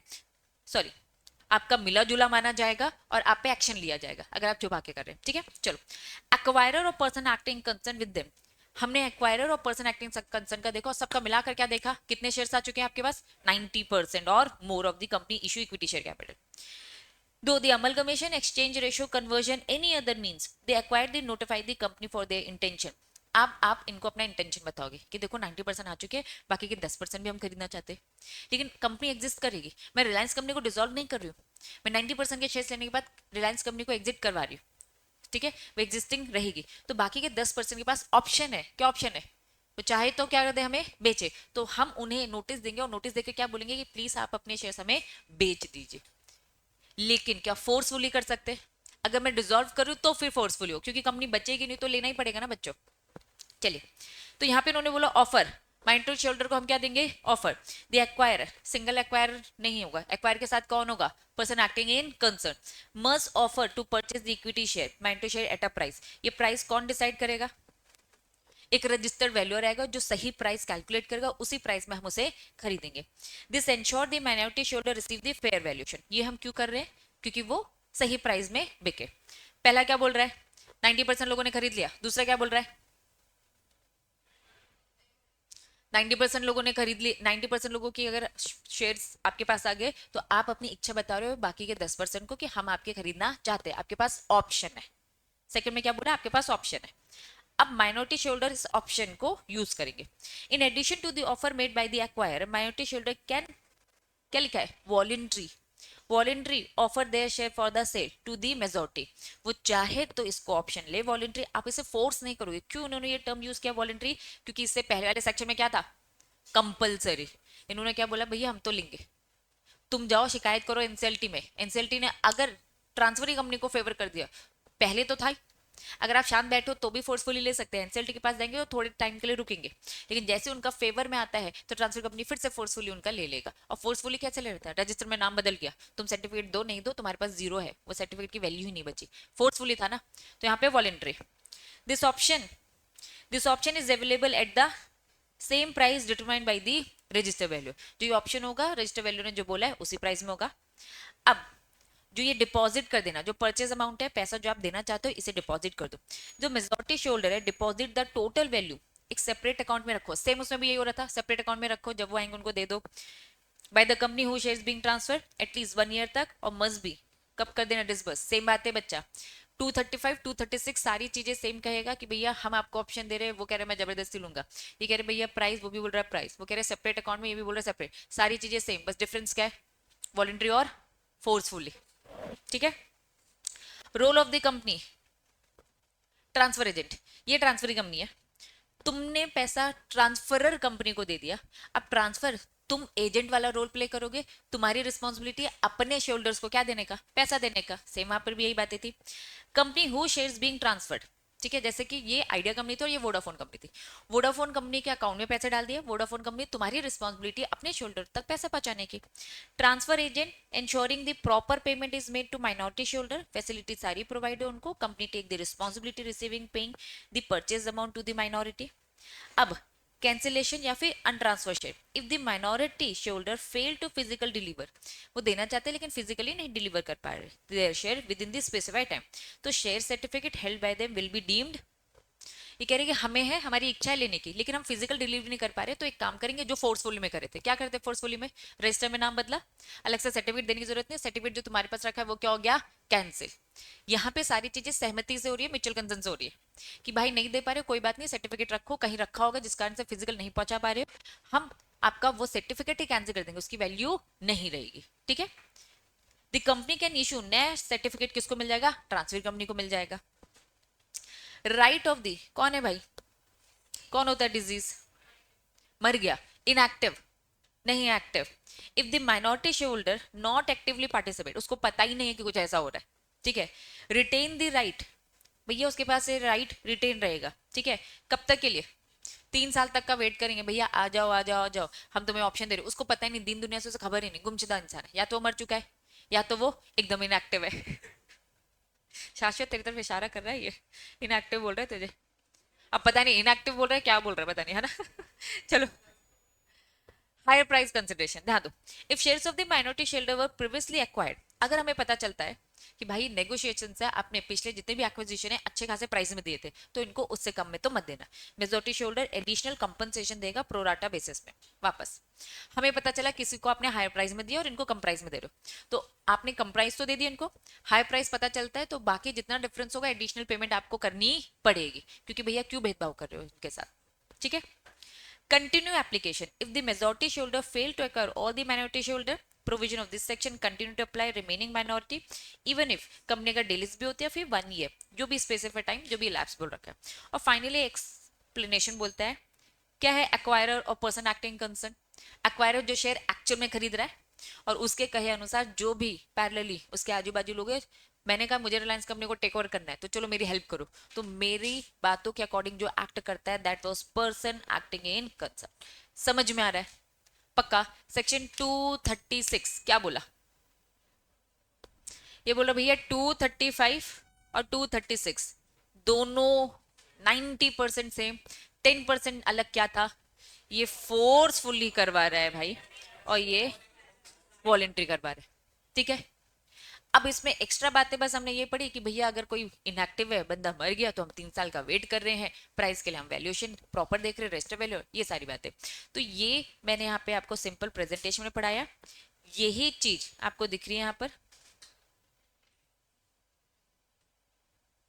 सेक्शन 236 का सबसेक्शन 1 2, छुपा छुपा के लिखते रहते हैं, है ना, 4 5 6 दिख रहे, बस प्रेजेंटेशन बोरिंग है बच्चा, मैंने बस अच्छे प्रेजेंटेशन में पढ़ा है। क्लियर है, एक बार रीड करेंगे। सेक्शन 237 इंट्रो बताया था, 237 में क्या हो रहा था, सेंट्रल गवर्नमेंट क्या कर रहा था भाई,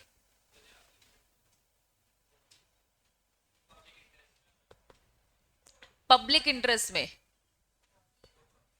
दो कंपनीज को क्या बोल दिया, भैया मर्जर करो। लेकिन फिर बुरा भी लग रहा है जिन कंपनीज को बोल दिया गया, क्योंकि उन्होंने कभी नहीं सोचा था भाई कि भैया हम इनके साथ काम करेंगे, तो वो चाहे तो एनसीएलटी पे शिकायत कर सकते। आ जाओ, अमलगमेशन ऑर्डर पास किया किसने, सीजी ने किया। Central government can issue order amalgamate 2 or more companies into a single company, किसी दो कंपनी को बोलेगी चलो आज से तुम साथ में काम करोगे, इफ इज सेटिस्फाइड कि पब्लिक इंटरेस्ट के लिए वो क्या है, ठीक है, तो ऑर्डर जो नोटिफाई किया जाएगा कहाँ किया जाएगा, ऑफिशियल गैजेट में, and can include the new company constitution, नया कंपनी बनाओ, प्रॉपर्टी राइट्स एसेट, जिस भी तरीके से इसका कंपनी का इधर ट्रांसफर होता है वैसे ही होगा। पहला सब सेक्शन समझ में आया। सीजी ने जिन दो कंपनी में उंगली रख दी, तुम दोनों आज से साथ में काम करोगे, करना पड़ेगा, ठीक है। लेकिन इन्होंने बोला सेंट्रल गवर्नमेंट ऑर्डर में ऑल्सो इंक्लूड, उनका मतलब ये है कि भैया ट्रांसफरर कंपनी की जो लीगल प्रोसीडिंग चल रही थी कौन कंटिन्यू करेगा, ट्रांसफरी कंपनी। जो भी इंसिडेंटल, जो भी कॉन्सिक्यूटिव सप्लीमेंटल प्रोविजन है, जो भी अभी ट्रांसफर में लग रहे थे, सब ट्रांसफरी। पहला पॉइंट सीजे जिन्हें बोलेगा करना पड़ेगा, सेकंड सारी चीजें वैसी होंगी जैसा नॉर्मल मर्जर अमलगमेशन में होता है। 3, एवरी मेंबर क्रेडिटर, कौन सी कंपनी का, ट्रांसफर कंपनी का, including debenture must same interest right in the transfer company. इन्होंने कहा कि भैया तुम उठ के इधर आ रहे हो, प्लीज इनके इक्विटी होल्डर सेम पोजीशन दो, डिबेंचर होल्डर सेम दो, क्रेडिटर सेम पोजीशन, तो प्लीज उनके इंटरेस्ट को कहीं से भी इफेक्ट नहीं होना चाहिए। एक तो वो खुद से आए नहीं, एक तो सीजी ने बोला उसमें भी तुम उनका इंटरेस्ट खा जाओगे, तो प्लीज ऐसा मत करो। इफ देयर इंटरेस्ट और राइट आर लेस, अगर हमें पता चलता है क्या है, ट्रांसफर कंपनी में आके उनकी इज्जत कम हो गई, दे आर एंटाइटल टू, क्या मिलेगा, कंपनसेशन आपको देना पड़ेगा। कि भैया वहां पे अच्छी पोजीशन मिली थी, यहाँ पोजीशन कम हो गई, वहां अच्छी सैलरी मिलती है, यहाँ सैलरी कम हो गई, तो भाई अगर ऐसा होगा ना तो प्रिस्क्राइब अथॉरिटी साफ साफ बोलेगी कंपनसेशन आपको देना पड़ेगा, क्योंकि एक तो सीजी ने जबरदस्ती करी, उसमें भी हम कर रहे हैं, तो ऐसा ऐसा हो रहा है, ठीक है। दिस असेटमेंट और compensation will be publish, official gazette में बता दिया जाएगा। Compensation must be paid by the transferee company, तुम ही हो वो जिन्होंने उनकी सैलरी, उनकी पोजीशन सब कम करी, टू दी कंसर्न मेंबर या फिर क्रेडिटर। क्लियर है। पहला पॉइंट बोलता है जिन दो कंपनीज में उंगली रख दिया मर्जर अमलगमेशन करना पड़ेगा, सीजी ने बोला। सेकंड, सारी चीजें वैसे ही लगेंगे जो ट्रांसफर कंपनी का एसेट, लाइबिलिटी, लीगल केस सब कंटिन्यू। सबसेक्शन 3, किसी मेंबर क्रेडिटर का अगर हमें पता चलता है कि वहां उसकी पोजीशन, उसकी सैलरी, रेम्यूनरेशन कुछ भी लेस हो गई, तो हाँ इज्जत कम हो गई, तो उसको क्या करना पड़ेगा, कंपनसेट करना पड़ेगा, ठीक है। लेकिन अब कुछ लोग हैं ना खुश इस कंपनसेशन से, ये सरकार कंपनसेशन बहुत कम दिला रही है, तो इन्होंने बोला any person agree by the compensation appeal करेगा, शिकायत करने कहां पहुंच जाएगा, एनसीएलटी, कितने दिन के अंदर, 30 दिन के अंदर। जब भी कंपनसेशन नोटिफिकेशन में आया वो खुश नहीं था, ट्रिब्यूनल रीअसेस करेगा, उसको कंपनसेशन डिटरमाइन करने में हेल्प करेगा, ठीक है तुमको 4 लाख नहीं चाहिए, ठीक है तुम्हें 10 लाख देते हैं, जो भी है बातें सुनने के बाद वो रीअसेस करेगा। चीजें समझ में आ रही बच्चों। Next, precondition of the finalization of order, no amalgamation order can be made unless, जब तक क्या ना हो जाए, प्रपोज ड्राफ्ट ऑर्डर ना बन जाए। ऑर्डर प्रपोज्ड है, क्यों, क्योंकि ये सीजी ने ऑर्डर दिया ना अमलगमेटो।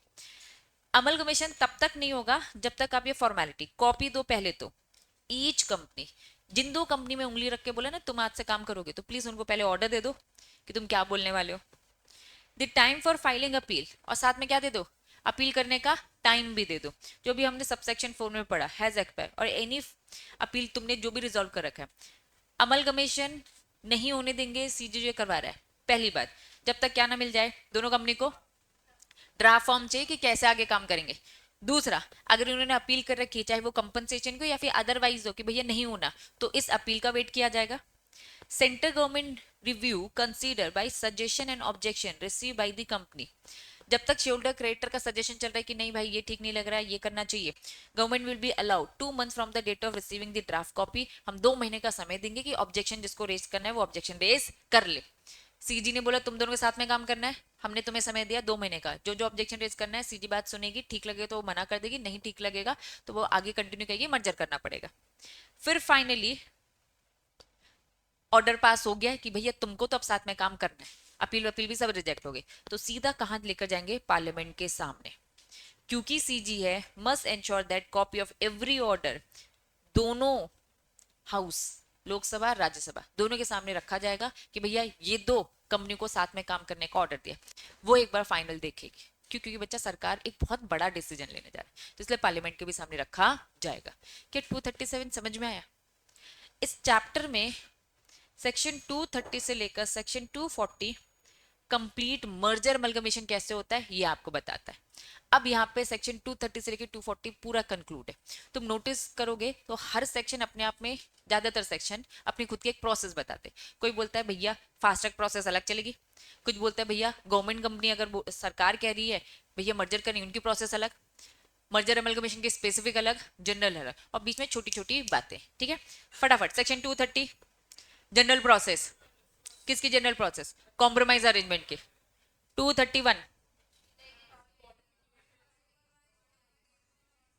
सुपरवाइज करना, मॉडिफाई करना, जरूरत पड़ेगी तो वाइंड अप करना। 232 specific merger amalgamation. 233 certain company fast track बोल सकती हूँ। 234 फॉरेन कंपनी। 235 फॉरेन कंपनी में कोई लंबी प्रोसेस थी, साफ क्या बोला, आरबीआई से पूछो, बाकी मुटाटिस मटंडिस। ठीक है, 235 क्या बोला, फोर्सफुली टेक ओवर बोलूंगी इसे मैं। ठीक है, इसका नाम टेक ओवर रखो। 236 माइनॉरिटी के राइट्स है भैया। ठीक है, उनको ऑप्शन दिया जाएगा, जबरदस्ती नहीं। 235 में जबरदस्ती की जा रही थी क्योंकि कंपनी डिसॉल्व हो जाएगी, रहेगी नहीं, करोगे क्या। ठीक है, 236 माइनॉरिटी। 237 सीजी के पास पावर है कि अमलगमेशन करवा सकती है। 238 रजिस्ट्रेशन, अब रजिस्ट्रार को बताओ भाई सारी बातें। 239 प्रिजर्व, जब तक सीजी बोलेगी तब तक रखना है। 240 मर्जर हुआ तो क्या हुआ, इससे पहले जितने भी डिफॉल्ट है ऑफिसर तुम उसके लिए लाइबल होगा, अगर भी केस ओपन हुआ तो गए तुम काम से। समझ में आया। कौन सा 237 फोटो लेनी है, मुझे बस लिख दो, है ना, मैसेज करो मुझे कि मुझे 230 जो जो सेक्शन चाहिए, मैं 236 37 दोनों बस लिख दो, मुझे एक मैसेज कर दो। ठीक है, चलिए यहां तक चीजें क्लियर है बच्चों, पूरा का पूरा। अब थोड़ी बातें समझो। ये जो चैप्टर है ना, इस चैप्टर का दो पार्ट होते हैं। फर्स्ट पार्ट आप खत्म कर चुके हैं, अब इसका सेकंड पार्ट है।